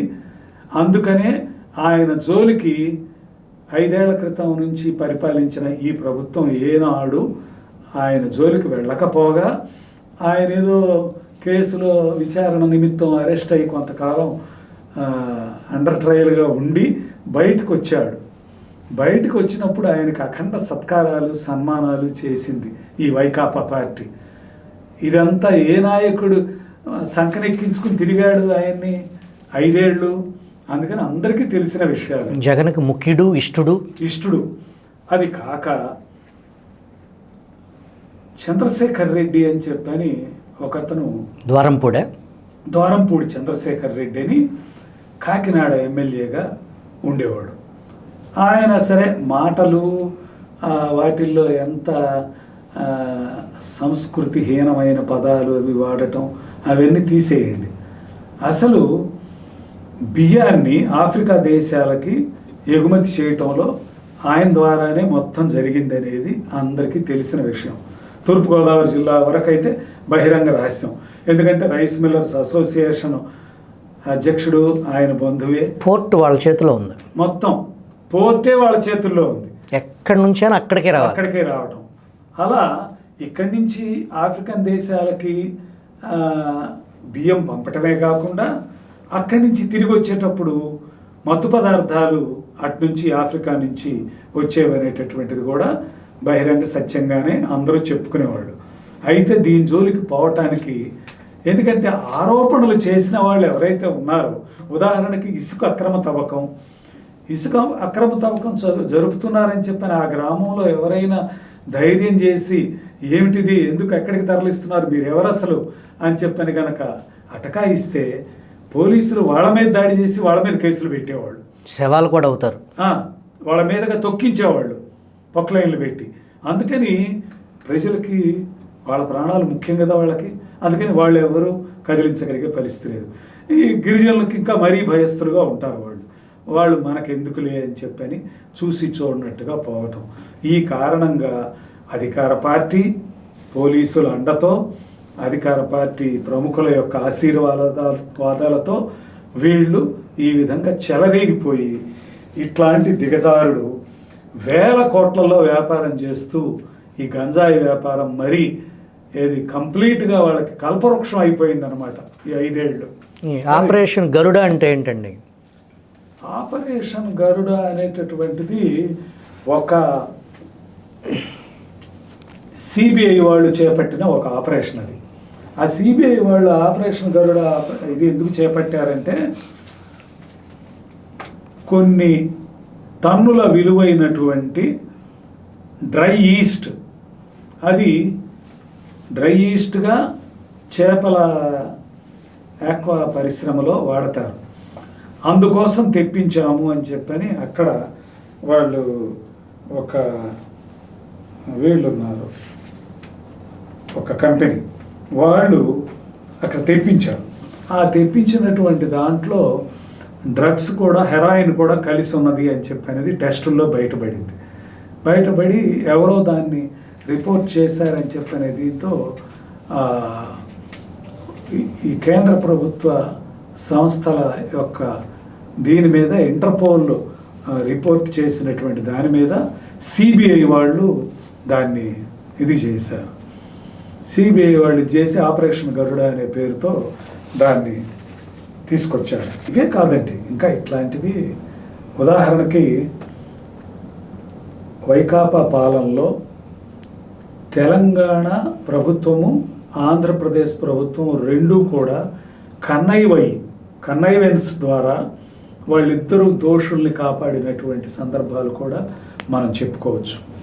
ఉదాహరణకి జగ్గైపేట ఎమ్మెల్యే సామినేని ఉదయభాను యొక్క 2వ కుమారుడు ప్రశాంత్ అనే అతన్ని ఈ గంజాయి కేసులో, గంజాయితో పట్టుబడి డ్రగ్స్ కేసులో ఇరుక్కున్నటువంటి వాడిని కేటీఆర్ని ప్రయోగించి మన ప్రభుత్వ పెద్దలు విడిపించారట. అతని మీద కేసు లేకుండా చేశారు. ఇటువంటివి కూడా ఆ రోజుల్లో వార్తలు వచ్చినాయి. అందుకని ప్రభుత్వం ఏం చెయ్యాలి, ఏమి చేసింది, 5 ఏళ్ల పాటు ఏమి చేసింది, ఏమీ చేయలేదు, పైపెచ్చు ప్రోత్సహించడం తప్పితే, ఈ గంజాయి వ్యాపారాన్ని, మాదక ద్రవ్యాల వ్యాపారాన్ని ప్రోత్సహించడం తప్పితే ఏమీ చేయలేదు. దాన్ని కంట్రోల్ చేయటానికి, నియంత్రించడానికి ఏమీ చేయలేదు అనేది మాత్రం చెప్పడానికి బోలెడన్ని ఉదాహరణలు ఉన్నాయి. సంధ్య ఆక్వా కంపెనీ అనేటటువంటి విశాఖలో ఉన్నటువంటి కంపెనీకి ఈ డ్రై ఈస్ట్ వస్తే దాని విషయంలో జరిగిన ఆపరేషన్ గరుడ కూడా ఏం జరిగిందో ఎవరికి తెలియదు. సిబిఐని ఎవరు ప్రభావితం చేశారో కూడా మనకి తెలియదు. సిబిఐ కూడా ప్రభావితం అయింది, లేకపోతే అంగుళం కూడా ముందుకెందుకు జరగలేదు ఆ విచారణ. అందువల్ల తడిస్తే పాడైపోతుంది, వానలు వస్తున్నాయి, తొందరగా తేల్చండి అని చెప్పని ఆ సంజయ్ ఆక్వా కంపెనీ వాళ్ళు వెంబడబడుతున్నారని చెప్పని అసలు విచారణ కేసునే చాప చుట్టేసి క్లోజ్ చేశారు. ఏం జరిగిందో తెలియదు, ఇంతవరకు రిజల్ట్ ఏమి రాలా. అయితే కొసమెరుపు ఏంటంటే సంజయ్ ఆక్వా కంపెనీ ఎవరిది? ఆంధ్రప్రదేశ్ బీజేపీ అధ్యక్షురాలైనటువంటి పురంధేశ్వరి యొక్క బంధువులు దాంట్లో ఇదివరకు డైరెక్టర్లుగా పనిచేశారు. ఇప్పుడు డైరెక్టర్లని ఆరోపించటల్లా, గతంలో డైరెక్టర్లుగా పనిచేశారు ఆ సంజయ్ ఆక్వాలో. కాబట్టి ఆ సంస్థ ఎవరిదై ఉంటుంది? వాళ్ళదే అయి ఉంటుంది. అందుకని ఇతరుల మీద కూడా రాయేసేటటువంటి ఒక తత్వంతో అలా మాట్లాడిన వాళ్ళకి మనం ఏం ప్రశ్నించాలంటే, అలాంటి వాళ్ళని, అవునయ్యా ఎన్టీఆర్ ఫ్యామిలీ అంటే నీకు వ్యతిరేకం కదా జగన్ గారు, నువ్వు ఎందుకు విచారించలేదు? దాని మీద అధికారం ఉంది, పోలీసులు నీ చేతిలో ఉన్నారు, నువ్వు విచారణ జరిపించి ఎవరో ఆ దోషులు, నిజంగా దానికి పాల్పడ్డ దోషులు ఎవరో తేల్చాల్సింది. అలా ఏమీ చేయకుండా నీ పార్టీ వాళ్ళ మీద నువ్వు చర్యలు తీసుకోకుండా ఆ కేసు మొత్తాన్ని చాప చుట్టేసేయటం అనేది అసలు నీ యొక్క తప్పుడుతనం దాంట్లోనే తెలుస్తున్నది అనేది నా అభిప్రాయం. ఎందుకంటే ఆ కేసుని ఎటు కాకుండా చాప చుట్టేసి మడత పెట్టేసేయటం అది చేసింది ఆనాటి ప్రభుత్వం. ఈ డీజీపీ రాజేంద్రనాథ్ రెడ్డి, నాటి డీజీపీ రాజేంద్రనాథ్ రెడ్డి పాత్ర వివరిస్తారా? రాజేంద్రనాథ్ రెడ్డి పాత్ర అంటే నాకు తెలిసినంత వరకు ఆయన ఎక్కడా కూడా స్ట్రిక్ట్గా స్ట్రింజెంట్గా వ్యవహరించినట్టు కనపడదు. దేని మీద విచారణ సకాలంలో చేపట్టడం అనేది లేదు. హెరాయిన్తో అమెరికాలో దొరికినటువంటి వాళ్ళని కాపాడేటటువంటి ప్రయత్నాలు చేశాడు. ఇక్కడ ఉన్నటువంటి విచారణ, పోలీసు విచారణ త్వరగా జరిగేటటువంటి కార్యక్రమం తీసుకోలా.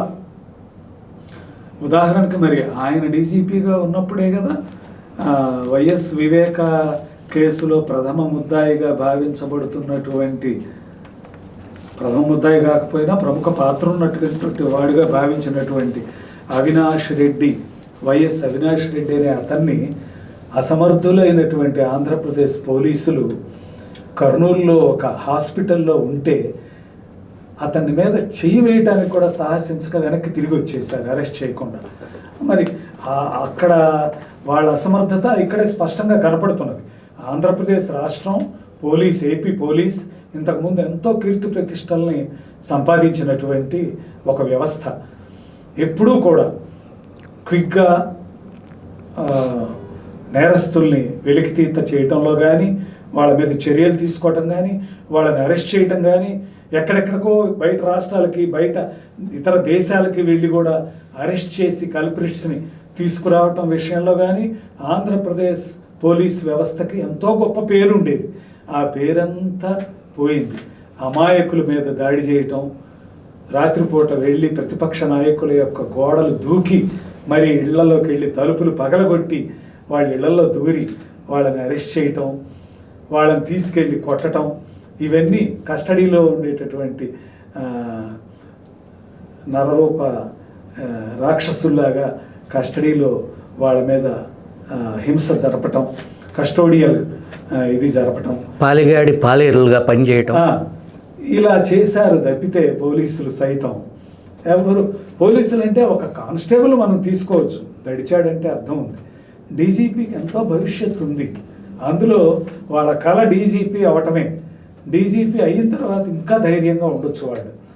డీజీపీ అవటానికి దానికంటే ముందు ఎన్నో ప్రయాసాలు పడతారు వాళ్ళు, అధికార పార్టీలో ఉన్నటువంటి పెద్దల యొక్క ప్రాపకం సంపాదించడం కోసం. కానీ ఒకసారి డీజీపీ అయిన తర్వాత ఎంత స్వేచ్ఛగా వాళ్ళు వ్యవహరించవచ్చు. కానీ అది గతంలో ట్రాన్స్ఫర్ చేస్తే ఎక్కడికైనా పోతాను నేను అనే పద్ధతిలో ఉండేవాళ్ళు ఆఫీసర్స్. ఇప్పుడు అటువంటిది లేదు. వాళ్ళు ఉన్నావా అంటే ఉన్నాను, ఏం చేస్తున్నావంటే అయ్యగారి సేవలో ఉన్నాను, ఐఏఎస్ అన్నట్టుగా ఉంది పరిస్థితి.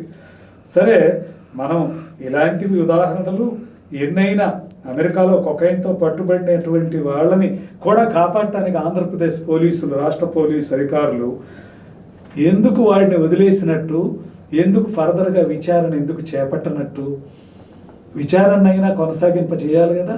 ఎందుకు ఆ కేసును క్లోజ్ చేసినట్టు, ఎవరి ఇన్స్ట్రక్షన్స్ మేరకు క్లోజ్ చేసినట్టు. అందుకని ఇలాంటి శేష ప్రశ్నలు ఎన్నో ఉన్నాయి.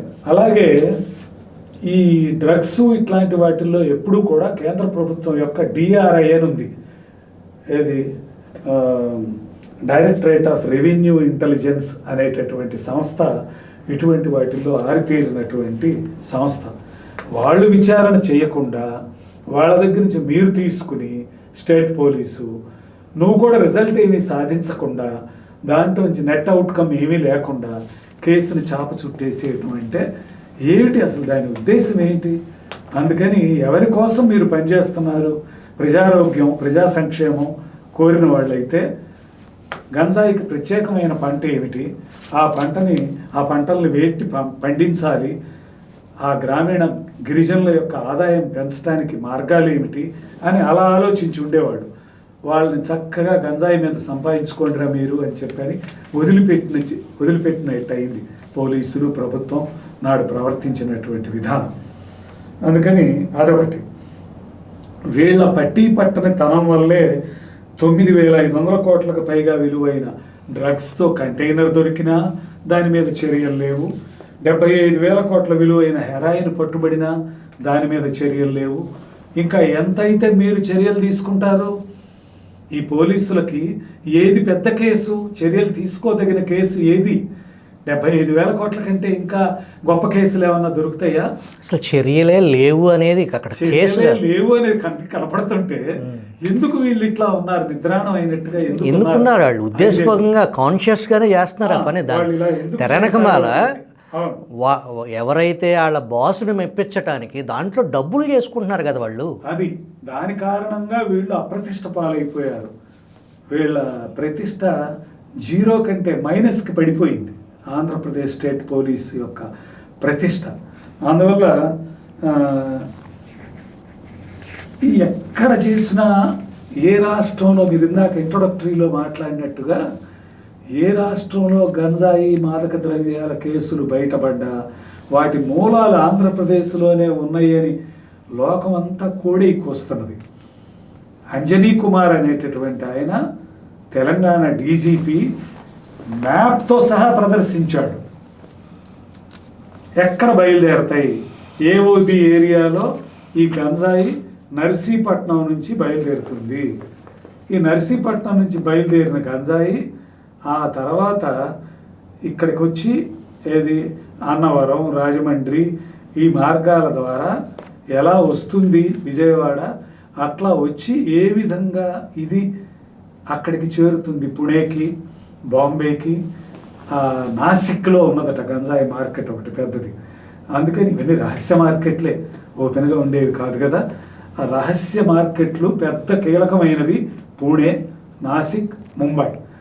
అక్కడికి ఎలా చేరుతున్నది అనేదాన్ని మ్యాప్తో సహా ఇచ్చేశారు. అలాగే బయట రాష్ట్రాల పోలీసులు ప్రతిసారి చెప్పుతో కొట్టినట్టే మన రాష్ట్ర పోలీసులకి చెప్పుతో కొట్టినట్టుగానే వివరాలు బయట పెట్టారు. ఇంకోటి ఏంటో తెలుసా, హైదరాబాద్ సెంట్రల్ యూనివర్సిటీ విద్యార్థులు విహారయాత్రకని చెప్పని అరకు వ్యాలీకి వెళ్ళి, అరకు వ్యాలీలో గంజాయి సాగుదారులు, గంజాయి రవాణా చేసేటటువంటి దళారులు, వాళ్ళతో బాగా పరిచయాలు పెంచుకుని వాళ్ళు అక్కడ ఇక లైజాన్ ఏర్పాటు చేసుకుని రెగ్యులర్గా గంజాయి వాళ్ళకి అందేటట్టుగా చేసుకున్నారు. ఈ విషయం వాళ్ళని విచారిస్తే ఆ విద్యార్థుల్ని, సెంట్రల్ యూనివర్సిటీ విద్యార్థులు హైదరాబాద్లో బయట పెట్టారు. హైదరాబాద్ పోలీసులు వీళ్ళని హెచ్చరించారు. వాళ్ళ మీద ఏం చర్యలు తీసుకున్నట్టో ఏంటో మరి ఏమీ తెలియదు. ఇంకొకటి కూడా నేను విన్నది ఏమిటంటే, ఆ అరకు ప్రాంతంలో వైకాపా బలంగా ఉండటానికి కారణం కూడా ఈ గంజాయి నుంచి వచ్చేటటువంటి అక్రమ ఆదాయాన్ని పూర్తిగా రాజకీయ అవసరాలకు వాడుకుంటూ ఆ ప్రాంతంలో పార్టీని బలపరుచుకున్నారు వాళ్ళు బాగా అనేది కూడా నేను విన్నా. అది ఎంతవరకు కరెక్టో మనకు తెలియదు. మొత్తం మీద మీకు ఇంకొకటి మిస్ అయ్యారు మీరు, ఇంపార్టెంట్ పాయింట్. ఆంధ్రప్రదేశ్లో ఎక్కడైతే ఇప్పుడు మీరు చెప్పిన మన్యంలో సాగుకు సంబంధించి వాళ్ళు సాక్ష్యాధారాలతో వీళ్ళు ఏం చేయట్లేదని చెప్పి వీళ్ళని ఇక్కడ నుంచి అరెస్ట్ చేసి అక్కడికి తీసుకెళ్ళడానికి తెలంగాణ పోలీసులు మన భూభాగంలోకి వచ్చారు. అంతకంటే సిగ్గుచేటైన విషయం ఇంకోటి లేదు కదా. నీ ప్రాంతంలో జరిగే అక్రమాలని నువ్వు పసిగట్టి పట్టుకోలేకపోయినా కొంతవరకు పర్వాలేదు, కానీ వాళ్ళు వచ్చినా కూడా వాళ్ళకి సహకరించకుండా నేరగాళ్ల తరపున నువ్వు వ్యవహరించావంటే అసలు నిన్నేమనుకోవాలి? నిన్ను ఆంధ్రప్రదేశ్ పోలీసుని ఏమనాలి? అమాయకుల మీద దాడులు చేసి, మాస్క్ లేని వాడి మీద దాడి చేసి వాడిని అరెస్ట్ చేయటానికి, లేకపోతే 5 కంటే ఎక్కువగా ఉంటే వాళ్ళు ఏదో ఇచ్చేసారని 144 సెక్షన్ పెట్టి సోషల్ మీడియాలో లేకుండా అరెస్ట్ చేసి తర్వాత వాళ్ళని అరెస్ట్ చేయడానికి, సోషల్ మీడియాలో పోస్ట్ను ఫార్వర్డ్ చేసిన వృద్ధురాలని 70 ఏళ్ళ ఆమెని పిలిపించి పోలీస్ స్టేషన్కి ఆమెను విచారించి ఇబ్బంది పెట్టడానికి ఎందుకున్నారు ఈ పోలీసులు? ఈ ముందేంటి అని ప్రశ్నించినోడు తెల్లారి శవమై తేలాడు. ఇది ఏమిటి అని చెప్పని ప్రశ్నించినందుకు, మాస్క్ ఇవ్వండి అని చెప్పని అన్న ఆ డాక్టర్ని, సుధాకర్ని, లేకపోతే ఇదేమిటి అని చెప్పని ప్రశ్నించినటువంటి ఎందరినో శవాలుగా తేల్చినటువంటి పోలీసులు ఏం చేస్తున్నట్టు? పోలీసులు చేయాల్సింది ఏమిటి, చేస్తున్నది ఏమిటి? ఎవరికి సర్వెంట్లు పోలీసులు? పబ్లిక్ సర్వెంట్సేనా పోలీసులు, లేకపోతే వాళ్ళ బాస్కి సర్వెంట్లా? అర్థం కావట్లా. సర్వెంట్ కూడా హక్కులు ఉంటాయి. ఇది బానిసలు, అది పూర్తి స్థాయి కట్టు బానిసలు అని అంటారు చూడండి. వీళ్ళకి ఆత్మాభిమానం కానీ ఇప్పటికీ వాళ్ళు సేవలు చేస్తున్నట్టుగా పోలీసులు నిష్క్రియాపరత్వం చూస్తుంటే అర్థమవుతున్నది. తీసుకెళ్ళి ఫైల్స్ తగలబెడుతుంటే ఆ తగలబెట్టిన దాన్ని ఆపటం అనేది చేయకపోగా దాని మీద పట్టించుకుని చేయటానికి కూడా కొన్ని స్థాయిల్లో పోలీసులు సిద్ధంగా లేరు. అందుకనే చాలామంది కోరుకుంటున్నది ఏంటంటే ప్రభుత్వం మారిన తర్వాత కొంచెం వేగంగా ఈ ట్రాన్స్ఫర్స్ కూడా చేసేసి వీళ్ళని అన్ఇంపార్టెంట్ ప్లేసెస్లోకి, నాన్ ఫోకల్ అంటారు కదా, నాన్ ఫోకల్ ప్లేసుల్లోకి వేసేస్తే అసలు ఈ గొడవంతా ఉండదు. ఇంకా వాళ్ళని ఎందుకు అట్టిపెట్టారు అనేటటువంటిది మామూలు ప్రజలు కూడా ప్రశ్నిస్తున్నారు. అయితే కక్ష తీర్చుకోవడానికే కాదు కదా ప్రజలు ఓటేసింది, అభివృద్ధి కార్యక్రమాలు అమలు జరుపుతారని చెప్పని చంద్రబాబుని గెలిపించారు, తెదేపాని గెలిపించారు. అందువల్ల అభివృద్ధి కార్యక్రమాలకి ఫస్ట్ ప్రయారిటీ ఇస్తూ చంద్రబాబు సక్రమంగానే వ్యవహరిస్తున్నట్లే అనుకోవాలి. కానీ ఈ జనంలో ఉన్నటువంటి కాక మాత్రం ఏంటి మనం అధికారంలోకి వచ్చి ఇంతకాలమైంది వాళ్ళ మీద చర్యలేవి, కనీసం అక్రమంగా వ్యవహరించిన ఆ పోలీసుల మీద చర్యలు తీసుకోరేంటి, వాళ్ళని ప్యూనిటివ్ ట్రాన్స్ఫర్స్ వాళ్ళని చేయటం లేదేమిటి అని చెప్పని ఇవన్నీ కూడా చాలామంది ప్రశ్నిస్తున్నారు. అయితే అన్నీ జరుగుతాయి, నాకైతే ఆ నమ్మకం ఉంది. ఇప్పుడు ఉన్నటువంటి ప్రాసెస్ ఇట్లా స్లోగా కనిపించినా కూడా వరుసనే ఒక్కొక్క కేసు విచారిస్తూ వాటిల్లో మూలాలను పట్టుకుని వాళ్ళ దీన్ని బయట పెడుతూ పోతున్నారు ముందుకి. అందుకని ఏ పరిస్థితుల్లో ఎవరిని కూడా వదలరు. అయితే ఇళ్ల మీదకి దాడులు చేసి వాళ్ళని కొట్టడం, తీసుకొచ్చి పోలీస్ స్టేషన్లకు వచ్చి అరెస్ట్ చేసి తీసుకొచ్చి కొట్టడం ఇట్లాంటివి ఎప్పుడూ జరగవు ఈ ప్రభుత్వంలో మాత్రం. ఎందుకంటే చంద్రబాబు టు ది బోన్ చివరి వరకు ఆయన ప్రజాస్వామ్యవాది, ఆయన ఫ్యాక్షనిస్ట్ కాదు. ఆయన ఎప్పుడూ ఫ్యాక్షనిస్ట్ పనులకు వ్యతిరేకమే. ఫ్యాక్షనిస్టుల్ని కలిపి కడప జిల్లాలో మీరందరూ కలిసి ఉంటే అసలు ఈ గొడవే ఉండదు కదా, ఈ మారణ హోమం ఉండదు కదా అని చెప్పని కలిపినటువంటి వ్యక్తి ఆయన, ప్రజాస్వామికవాది. అందుకని ప్రజాస్వామికవాదులు ఎవరు కూడా ఇటువంటి పనులు చేయరు. ఎప్పుడైనా పరిటాల రవి పాపం తనకున్న కారణంగానే ఆయన ఏదైనా ఒక తీవ్ర పరిస్థితుల్లోకి వెళ్ళినా కూడా అతన్ని కూడా మందలించి నువ్వు ఇట్లా చేసి పార్టీకి చెడ్డ పేరు తీసుకురావద్దు అని చెప్పని మందలించిన సందర్భాలు ఎన్నో ఉన్నాయి. అందుకని మనం ఆలోచించినట్టు చంద్రబాబు ఆలోచిస్తాడు అనుకోండి. దాంట్లో చంద్రబాబును తప్పుబట్టే పరిస్థితి కూడా ఉంది సమాజంలో ఉంది. కానీ వాస్తవంగా అది కాదు. చంద్రబాబు చాలా లోతైన ఆలోచనాపరుడు, ప్రజాస్వామికవాది. ఆ రెడ్ బుక్ ఎందుకు తీయట్లేదు మీరు అని ప్రశ్నిస్తున్నారు కొంతమంది మామూలు వాళ్ళు కూడా. రెడ్ బుక్ తీయకుండానే ఇంత అల్లరి చేస్తున్నారు, రెడ్ బుక్ తీస్తే ఇంకెలా ఉంటుంది. అందుకని ముందు ప్రాసెస్ని చక్కదిద్దుకుని చక్కగా పరిపాలనని గాడిలో పెట్టి దాన్ని ఒక మార్గంలో పోనించిన తర్వాత దాని ఫ్రూట్స్ దాని ఫ్రూట్స్ వస్తాయి. అభివృద్ధి మార్గంలో ప్రయాణం సాగించడానికి అవసరమైన కార్యక్రమాలు చేసిన తర్వాతే ఇటువంటి ఇది చేయటం. అయితే ఈ ప్యారలల్గానే ఈ యంత్రాంగం నా మనసులో అనిపిస్తున్నది ఏమిటంటే, ఎవరైతే ఎక్కువ తెలుగుదేశం పార్టీలో కూడా దాడులకి హింసకి గురైన వాళ్ళు ఉన్నారో వాళ్ళ నేతృత్వంలో ఏదైనా సబ్ కమిటీని హోమ్ డిపార్ట్మెంట్కి కింద వేసి ఎప్పటికప్పుడు మీరు ఈ కార్యక్రమం మీదే మీరు ఉండండి. రెట్రిబ్యూషన్ అనే కాదు, చట్ట ప్రకారమే శిక్షలు పడటానికి త్వరగా ప్రాసెస్ని స్పీడెన్ చేయటానికి మీరు పనిచేయండి అని కొంతమందిని ఏమన్నా సబ్ కమిటీగా ఏర్పరిచి చేస్తే ఎట్లా ఉంటుంది అనేది మాత్రం నాకైతే ఇదే ఆలోచన ఒక మేధావి కూడా నాతో పంచుకున్నారు. అటువంటి ఒక మెకానిజం చంద్రబాబుకి దీనికి సంబంధించి వాస్తవాలని ఎప్పటికప్పుడు ప్రోగ్రెస్ని తెలియపరిచే వ్యవహారం. ఫర్ ఎగ్జాంపుల్ చైతన్య రెడ్డి అని ఒక డిఎస్పీ ఉన్నాడు.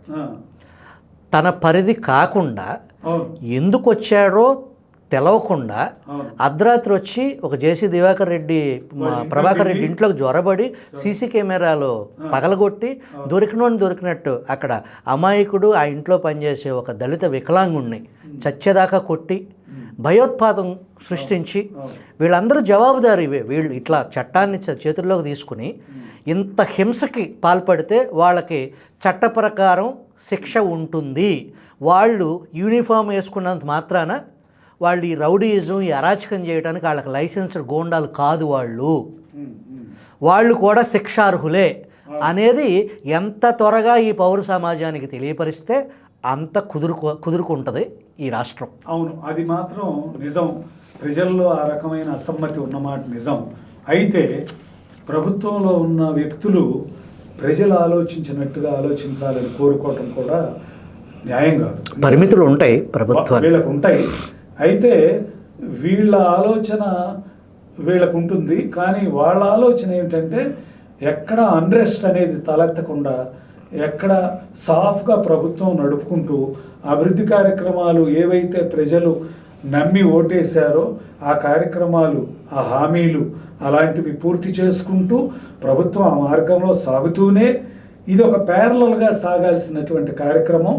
దీనికి ప్రయారిటీ ఇస్తే ఇక రోజు పేపర్లలో వీళ్ళు విమర్శించుకోవటం ఇదే ప్రధానం అవుతుంది. ఎందుకంటే అల్లరికి సిద్ధపడటానికి వాళ్ళు సిద్ధంగా ఉంటారు.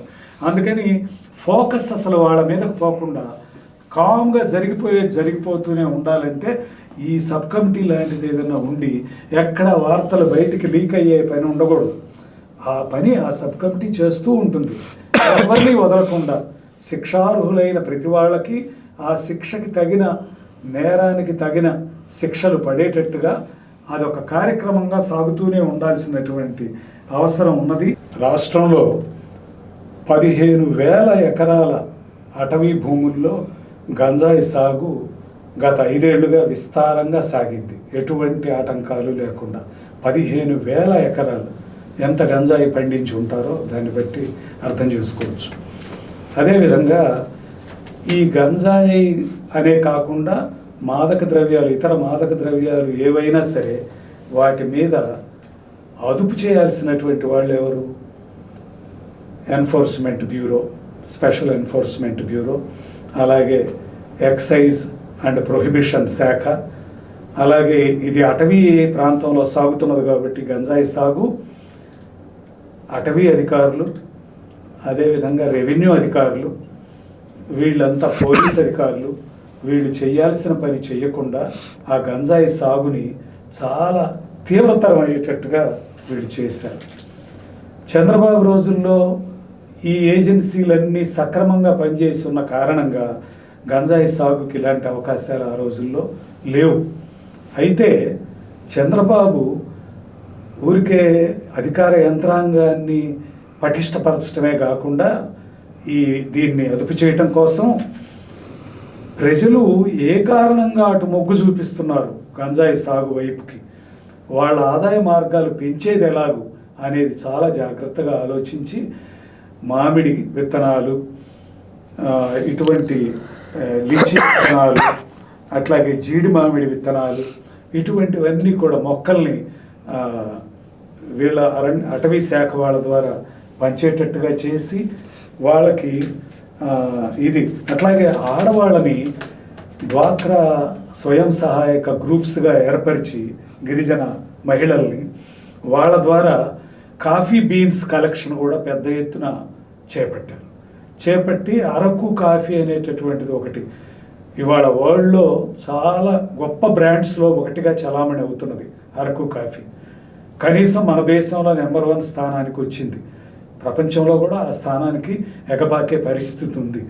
అందుకని అరకు కాఫీని ప్రపంచానికి రుచి చూపించినటువంటి ఘనత ఆయనకున్నది.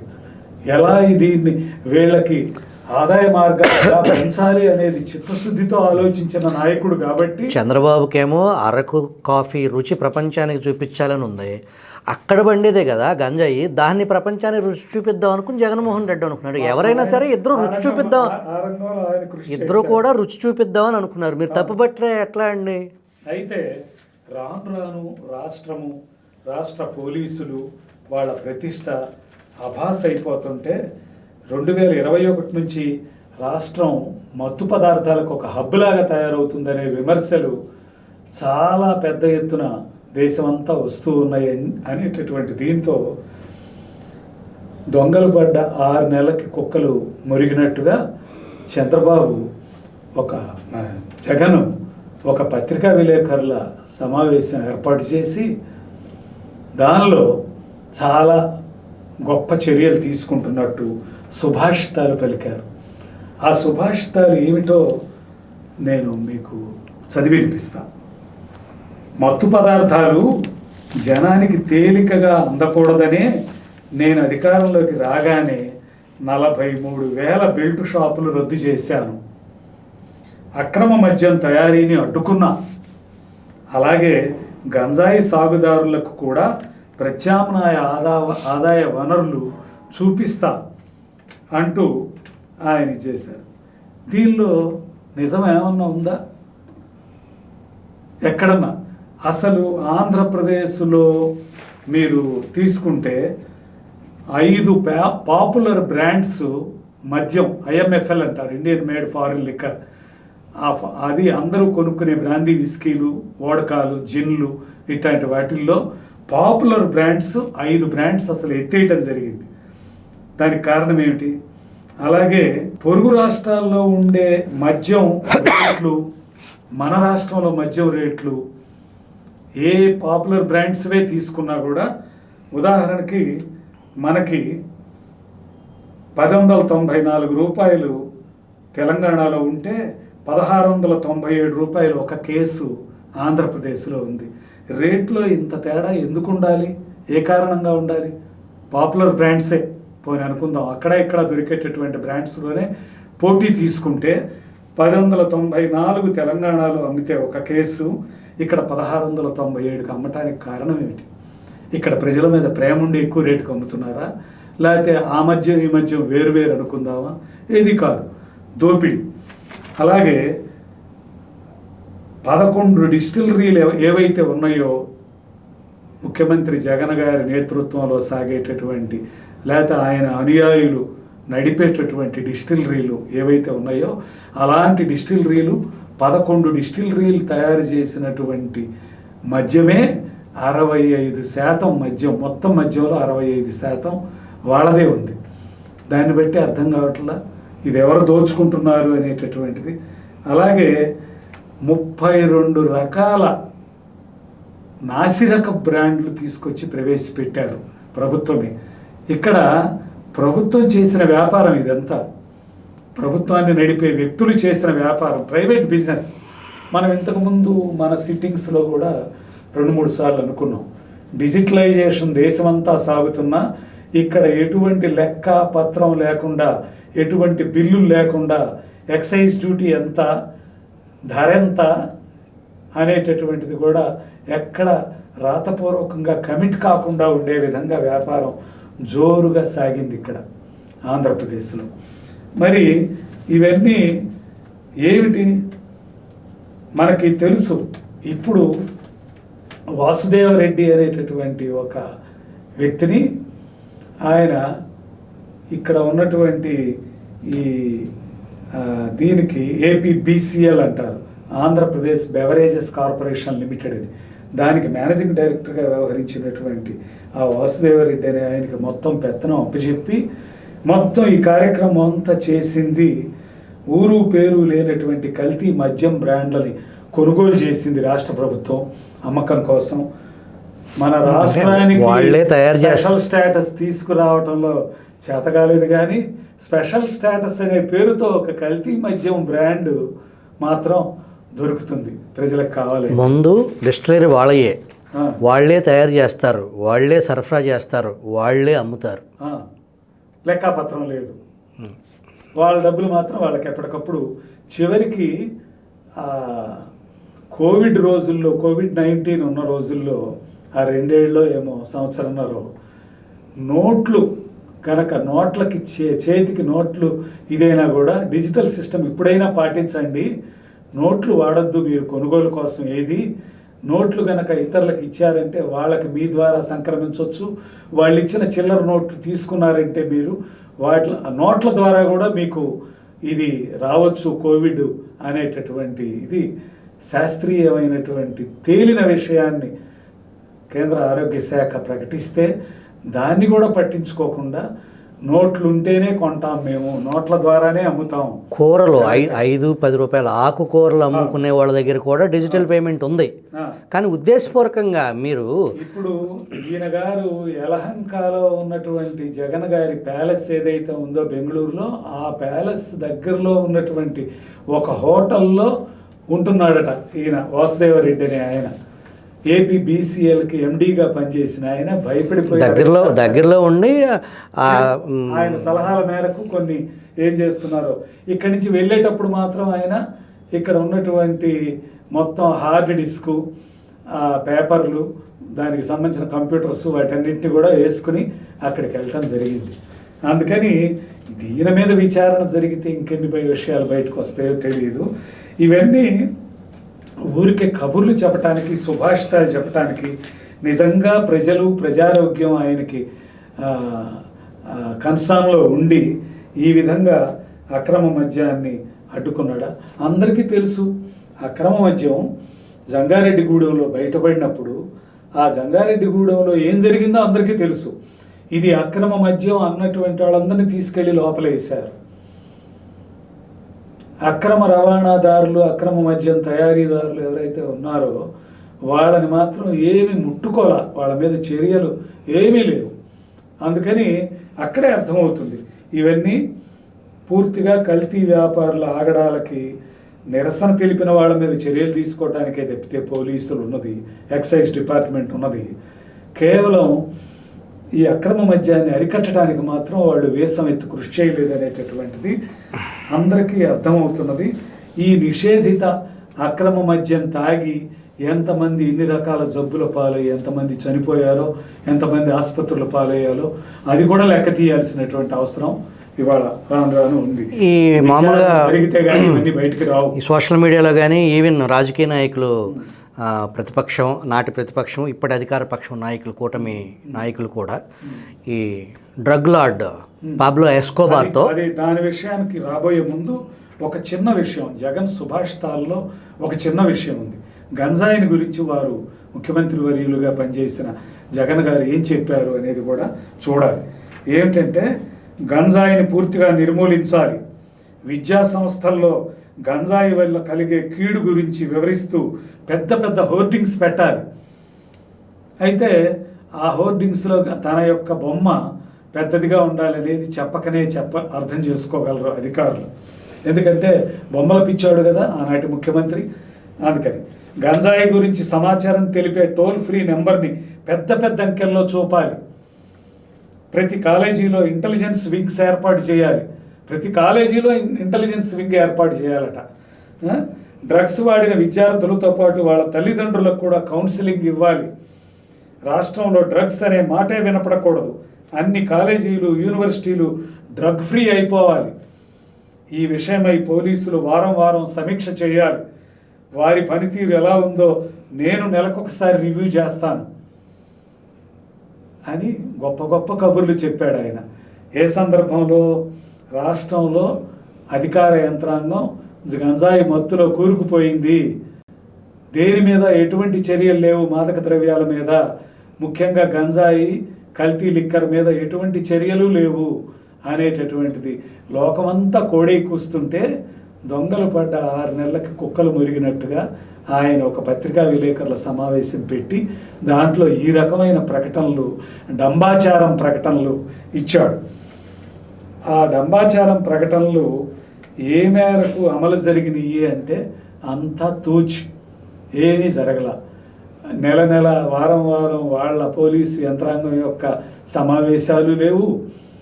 ఈ డ్రగ్స్, గంజాయికి వ్యతిరేకంగా ఏ చర్యలు తీసుకుంటున్నారనేది ఎక్కడ ప్రజలకు చెప్పిన పాపాన వాళ్ళు పోలేదు. ముఖ్యమంత్రి కూడా నెలకొకసారి రివ్యూ చేస్తానన్న ముఖ్యమంత్రి కూడా ఏమీ చేసింది లేదు. అలా జరిగిపోయింది. ఇక దాంతో సరి. ఇక ఇప్పుడు మీరు అన్నట్టుగా చంద్రబాబు ఎక్కడో పత్రికా విలేకరుల సమావేశంలో మాట్లాడాల, సాక్షాత్తు ఆంధ్రప్రదేశ్ శాసనసభలోనే ఓపెన్గానే మాట్లాడారు. ఏం మాట్లాడారంటే కిమ్ అనే ఉత్తర కొరియా నియంత్రణతో జగన్ని పోల్చారు.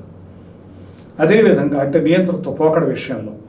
అదేవిధంగా పాబ్లో ఎస్కోబార్ అనేటటువంటి ఒక హెరాయిన్ కింగ్, ఆయనకి హెరాయిన్ కింగ్ అని పేరు, మాదక ద్రవ్యాల్లో కింగ్ ఆయన లార్డ్ కింగ్ ఆఫ్ కొకైన్ అని, డ్రగ్ లార్డ్ అని, నార్కో టెర్రరిస్ట్ అని ఆయనకి చాలా ఉన్నాయి బిరుదులు. ఈయన ఒక పెద్ద కొలంబియా దేశానికి సంబంధించిన పెద్ద డ్రగ్ మాఫియా నడిపాడు. ఆ మాఫియా పేరేమో మెడలిన్ కార్టెల్ అనేటువంటి. మెడలిన్ అనేది ఆయన జన్మస్థలం అయినటువంటి ఒక ప్లేస్, ఒక మధ్యతరగతి టౌన్. అక్కడ ఉంటూ ఆయన ఈ మన నిత్యానందుడు అనేటటువంటి ఒక స్వామీజీ ఎలా అయితే ఒక దీవి కొనుక్కుని పేరులోకి వచ్చాడో, కైలాష్ అనే పేరు, అలా ఈయన కూడా మెడలిన్ ప్రాంతంలోనే ఒక పెద్ద దీవిని కొనుక్కున్నాడు. దాని వైశాల్యమే 25 కిలోమీటర్ల వైశాల్యం, చదరపు కిలోమీటర్ల వైశాల్యం కలిగిన దీవి. ఆ దీవిలో ఆయన ఒక పెద్ద ప్యాలెస్ని నిర్మించుకున్నాడు. ప్యాలెస్ పిచ్చోడు అనగానే మనకి గుర్తు రావాల్సిన వాళ్ళు ఇంకా ఉన్నారు. ఆయన గొప్ప ప్యాలెస్ని నిర్మించుకోవడమే కాకుండా ఆ ప్యాలెస్లో ఒక గొప్ప జూని, ఆయనకి జంతు ప్రదర్శనశాలలు అంటే విపరీతమైన ఇష్టమట. అందుకని గొప్ప జూని పెట్టుకుని ఒక పెద్ద సరోవరాన్ని కూడా తవ్వించాడు అక్కడ, తాను తన కుటుంబ సభ్యులు ఈతలు కొట్టడానికి. అందుకని అక్కడ అటువంటి ఇది చేస్తూ ఆయన కేవలం ఈ డ్రగ్స్ దందాలోనే 90 మిలియన్ కోట్ల డాలర్లు వెనకేసుకున్నాడు. ఎంత వెనకేసుకున్నా ఆయన ఏమన్నా ప్రశాంతమైన జీవితం ఏమన్నా గడిపాడా? ఈ దుర్మార్గులందరూ, నియంతలు, డ్రగ్ ట్రాఫికింగ్లో చిక్కుకునేటటువంటి మాఫియా ముఠాల వాళ్ళు, వీళ్ళకి ప్రశాంతమైన జీవితం ఉండదు. ఆ కారణంగా ఆయన మెడలిన్ ప్రాంతంలోనే ఒక మధ్యతరగతి టౌన్షిప్లో, పేదవాళ్ళు నివసించే, మధ్యతరగతి వాళ్ళు నివసించే ఒక టౌన్షిప్లో ఒక ఎవరు గుర్తుపట్టడానికి వీలు లేకుండా ఉన్నటువంటి ఒక ఇంట్లో ఆయన ఉన్నాడని అమెరికా వాళ్ళు, ఈయనకి శత్రువులు ఎవరు అంటే అమెరికా ప్రభుత్వం. ఈ డ్రగ్ దీనివల్ల అమెరికా కూడా చాలా దెబ్బతింటున్నది. అందువల్ల ఈ కొలంబియాలో ఉన్నటువంటి, అప్పుడు పనామాలో నోరీగా అనేటటువంటి నియంత డ్రగ్స్ బిజినెస్ చేస్తే దాన్ని ఎదుర్కొంటూ పనామా మీద దాడి చేశారు. అమెరికా వాళ్ళకి వాళ్ళ స్వార్థమే ముఖ్యం, వాళ్ళ దేశం ముఖ్యం. దానికోసం ఎవరి మీదైనా దాడులు చేస్తారు. డ్రగ్స్ అమ్మితే వాళ్ళు అమ్మాలి, బయట అమ్మవాడు. ఒకవేళ డ్రగ్స్ అమ్మిన వాళ్ళు అమ్మాలి.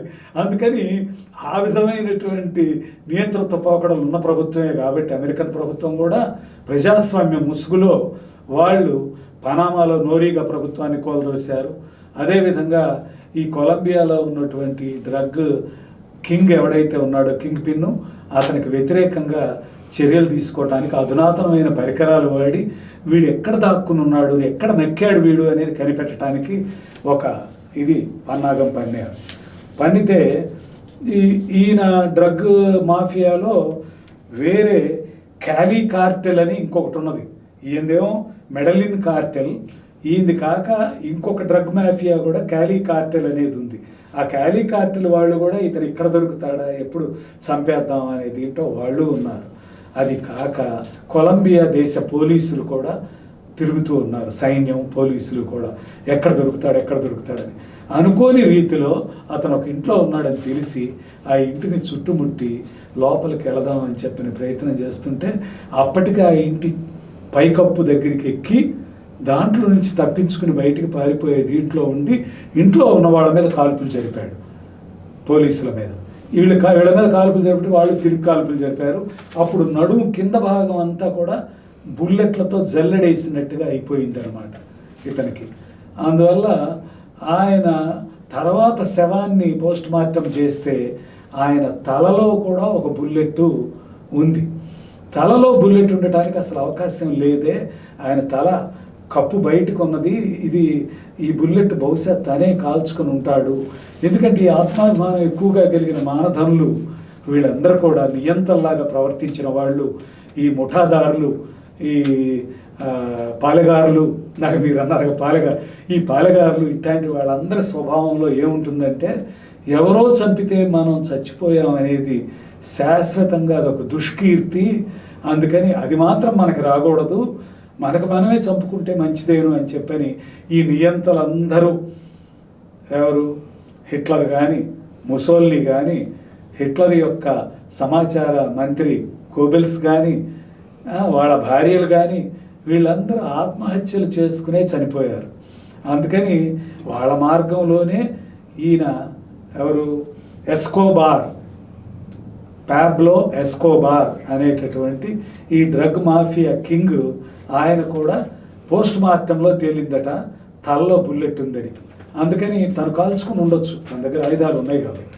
అందువల్ల ఇది దీంట్లో ఇంకొక విషయం కూడా ఏంటంటే, అసెంబ్లీలో ఈ విధంగా చంద్రబాబు గారు మిమ్మల్ని పాబ్లో ఎస్కోబార్ అనేటటువంటి డ్రగ్ మాఫియా కింగ్తో పోల్చాడండి, దాని మీద మీ సమాధానం, స్పందన ఏమిటి అని చెప్పానంటే, అక్కడ మనం ఒక జగన్నాటకం చూసాం.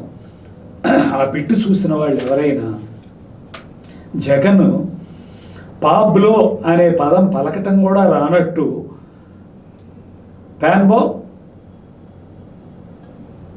ప్యాబ్కో అని రకరకాలుగా ఆ పదాన్ని ఎన్ని రకాలుగా ఇతర విధాలుగా పలకొచ్చో ఆ విధాలుగా పలికి అమాయకంగా, నాకు అసలు అది పలకటం కూడా ఇదే మొదటిసారి.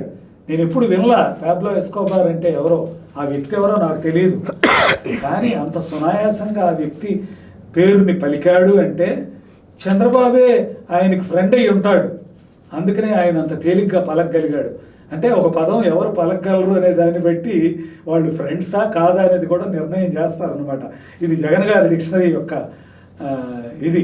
ఇప్పుడు మీరు కూడా బలుగుతున్నారు బాగానే. నేను కూడా పాబ్లో ఎస్కోబార్ నాకు చుట్టమే, అంతేగా మరి, మీకు తెలిసినట్టే తెలుసో తెలియదు, జగన్ భాషలో అంతేగా మరి. అంతే. అందువల్ల ఇది రక్తి కట్టించారా ఆ సమావేశంలో జగన్మోహన్ రెడ్డి? జగన్నాటకాన్ని రక్తి కట్టించాడు, అమాయకంగా నటిస్తూ పాబ్గో అని చెప్పని అంటూ ఏదేదో పలికి పాబ్లో అనే పదం మాత్రం పలకకుండా, ఆ పదం నాకు చాలా కొత్తది, నాకు తెలియదు, నేను అమాయకుడిని, కొత్త అయినా కూడా ఈ పదాలు పలకలా, పాబ్లో ఎందుకు పలకదు? అందువల్ల చంద్రబాబుకు చుట్టం పాబ్లో ఎస్కోబార్, నాకు కాదు, ఆయనకు ఫ్రెండ్ అయి ఉంటాడు, అందుకనే ఆయన అంత తేలిగ్గా పలుకుతున్నాడు అని చెప్పి తిప్పి కొట్టాలనే ప్రయత్నం. ఎంత నవ్వులు పాలు, జనం నవ్వుకుంటున్నారు. ఇక చివరి విషయంగా మనం చెప్పుకోవాలంటే, ఈ జగన్ సాగించినటువంటి తన 5 ఏళ్ల పాలనా కాలంలో ఆయన సాగించినటువంటి డ్రగ్స్ దందా ఎంత లోతుగా వేళ్ళూనుకున్న దందా అంటే, ఇది ఆయనకి ప్రాణభయాన్ని కూడా కలగజేస్తుందేమో అని నాకు అనుమానంగా ఉంది. ఎందుకంటే తాను కోరుతున్నది వాడు ఏమిటి, హైకోర్టుకి వెళ్ళినా కూడా ఇంకొకటి అయినా కూడా ఆయన కోరుతున్నది ఏంటి, 1000 మంది దాదాపు ఉండేటటువంటి పోలీసులు ఉన్నటువంటి రక్షణ వ్యవస్థ తనకు కవచంలాగా ఉండాలి, తన ప్రాణానికి భయం ఉంది అంటూ ఆయన చూపిస్తున్న ఉదాహరణలు ఏమిటి? తన అభిమాని అయినటువంటి ఒక శ్రీను అనేవాడు కోడికత్తితో తన మీద దాడి చేశాడు అని, దానివల్ల చిన్నగా గాయం, చీరుకుపోయిన గాయాన్ని ఒకదాన్ని చూపిస్తున్నాడు. రెండో పక్కన గులకరాతితో చేసిన దాడి కారణంగా తనకు కంటికి పైగా తగిలినటువంటి ఒక చిన్న చీరుకుపోయిన గాయాన్ని చూపిస్తున్నాడు. వీటిని చూపించి తనకు ప్రాణభయం ఉందని చెప్పుకుంటూ ఆయన కోరుతున్నది ఏమిటి అంటే, 1000 మంది దాకా పోలీసులు, ఇతర సెక్యూరిటీ ఫోర్స్ ఉండి జామర్స్తో కూడుకున్నటువంటి వెహికల్స్ ఉండాలి నాకు అని చెప్పని కోరుకుంటున్నాడు. అంటే అంతేకాదు, ఆయనకి ఎవరి నుంచి భయం ఉన్నది? అంతేకాదు, సీఎంకి ఏ భద్రత ఉందో ఆ భద్రత నాకు ఇవ్వండి, సీఎంకి ఎంత భద్రత ఉందో అంత భద్రత నాకు కావాలి. నేను ప్రతిపక్ష నేతగా ఉండటానికి కూడా నా హోదా సరిపోయినటువంటి పరిస్థితులు, అంత తక్కువ సీట్లు నాకు వచ్చినా కూడా సీఎంకి ఎంతటి భద్రత ఉందో అంత భద్రత నాకు కావాలని కోరుకుంటున్నాడంటే, ఈయన అసలు తన ప్రాణభయం గురించి ఎందుకు అంతగా భయపడుతున్నాడు? ప్రాణభయం ఈయనకి ఏమిటి అసలు అంటే, కొంతమంది నిపుణులు చెబుతున్నది ఏమిటంటే, ఈయనకి ప్రాణభయం చంద్రబాబు నుంచో, తెలుగుదేశం వాళ్ళ నుంచో, లేకపోతే ఆ కోడికత్తి శ్రీను లాంటి వాళ్ళ నుంచో, లేకపోతే గులకరాయి రమేష్ నుంచో, లేకపోతే ఇంకెవడో వాళ్ళ నుంచో ఈయనకి భయం లేదు. అవన్నీ పర్పెట్రేటెడ్, అవి ఊరికే దాన్ని ఏమంటారు, ఇది చేసినటువంటి కల్పితమైనటువంటి ఘటనలుగానే అందరూ అర్థం చేసుకుని నవ్వుకుంటున్నారు. కానీ నిజమైన థ్రెట్ ఎవరి నుంచి ఉన్నది అంటే, కొంతమంది చెబుతున్నది ఏంటంటే, లక్షల కోట్ల లాభాలు తీసిన ఈ డ్రగ్స్ వ్యాపారంలో, గంజాయి దందాలో ఆయన వాళ్ళ వాటాగా చెల్లించాల్సినటువంటి ఆ వాటాదారు కమిషన్ చెల్లించాల్సినటువంటి వాటాదారులు ఎవరి నుంచో థ్రెట్ని ఎదుర్కొంటున్నాడు. అందుకే ఈయన రక్షణను కోరుకుంటున్నాడు. జైల్లో అయినా రక్షణగానే ఉంటాను నేను అనేటటువంటి భావానికి వచ్చినా రావచ్చు రేపు, జైలుకి నేనే వెళతానని చెప్పని. ఎందుకంటే ఆయనకి అట్లాంటి దుర్భరమైన పరిస్థితిలో ఇరుక్కున్నాడు ఆయన.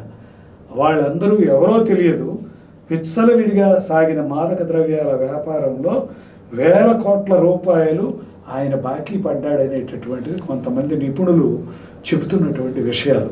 ఇవి ఎంత మేరకు సమంజసము, ఎంతవరకు సత్యము అనేటటువంటిది తర్వాత ఆలోచించినా మొత్తం మీద ఆయనకి థ్రెట్ మాత్రం అట్లాంటి థ్రెట్ లేకపోతే ఈ ముఖ్యమంత్రి స్థాయి భద్రత కోరుకుంటూ 1000 మంది పోలీసులతో జామర్లతో నాకు ఇది కావాలి, నా ప్రాణానికి థ్రెట్ ఉంది అని ఆయన ఇంత తడవటంలో నాకెందుకో అర్థం కనిపించట్లా. అందుకని ఇది గంజాయి గురించి క్లుప్తంగా మనం చెప్పుకున్నా మనం 5 సంవత్సరాల చరిత్రని కవర్ చేయటం సాధ్యమయ్యేది కాదు కదా ఈ సెషన్లో. అందుకని గంజాయి ఒక ఐటమ్ గురించి మనం మాట్లాడుకున్నా ఇంతసేపు చెప్పుకోవాల్సి వచ్చింది. ఈ గంజాయి గురించి పూర్వాపరాలు, దాని వ్యవహారం ఏంటి, చరిత్రలో గంజాయి ఏమిటి, అలాగే ఈనాటి ఈ జగనాసుర అనొచ్చమనం, నారాసుర రక్త చరిత్ర అని వాడారు కాబట్టి సరే ఏదైనా కానీ మొత్తం మీద గంజాయిని ప్రోత్సహించి జనం యొక్క ఆరోగ్యాన్ని కూడా ఖాతరు చేయకుండా, ఏమాత్రం ప్రజాభిష్టాన్ని గుర్తించకుండా, ప్రజారోగ్యాన్ని ఖాతరు చేయకుండా సాగిన 5 ఏళ్ల పాలనలో గంజాయి పరిస్థితి ఎలా ఉంది అనే దాన్ని సూక్ష్మంగా తెలియజేయడానికి నేను ప్రయత్నించాను. మీకు ధన్యవాదాలు. థ్యాంక్ యూ వెరీ మచ్ అండి. ఇది ఈ రాష్ట్రంలో గడిచిన 5 సంవత్సరాల నుంచి ఏదైతే ఒక గంజాయి అనే దానికి సంబంధించిన మారక ద్రవ్యానికి సంబంధించి ఈ రాష్ట్రం ఎంత అల్లరిపాలైంది, దానికి సంబంధించి అదే జగన్మోహన్ రెడ్డికి మెడకు ఉరితాడయింది, ఆయన భయపడే పరిస్థితి ఈ డ్రగ్ డీలర్స్తోనే ఆయనకు ఉంది అనేది పెద్ద ఎత్తున ప్రచారం జరుగుతుంది.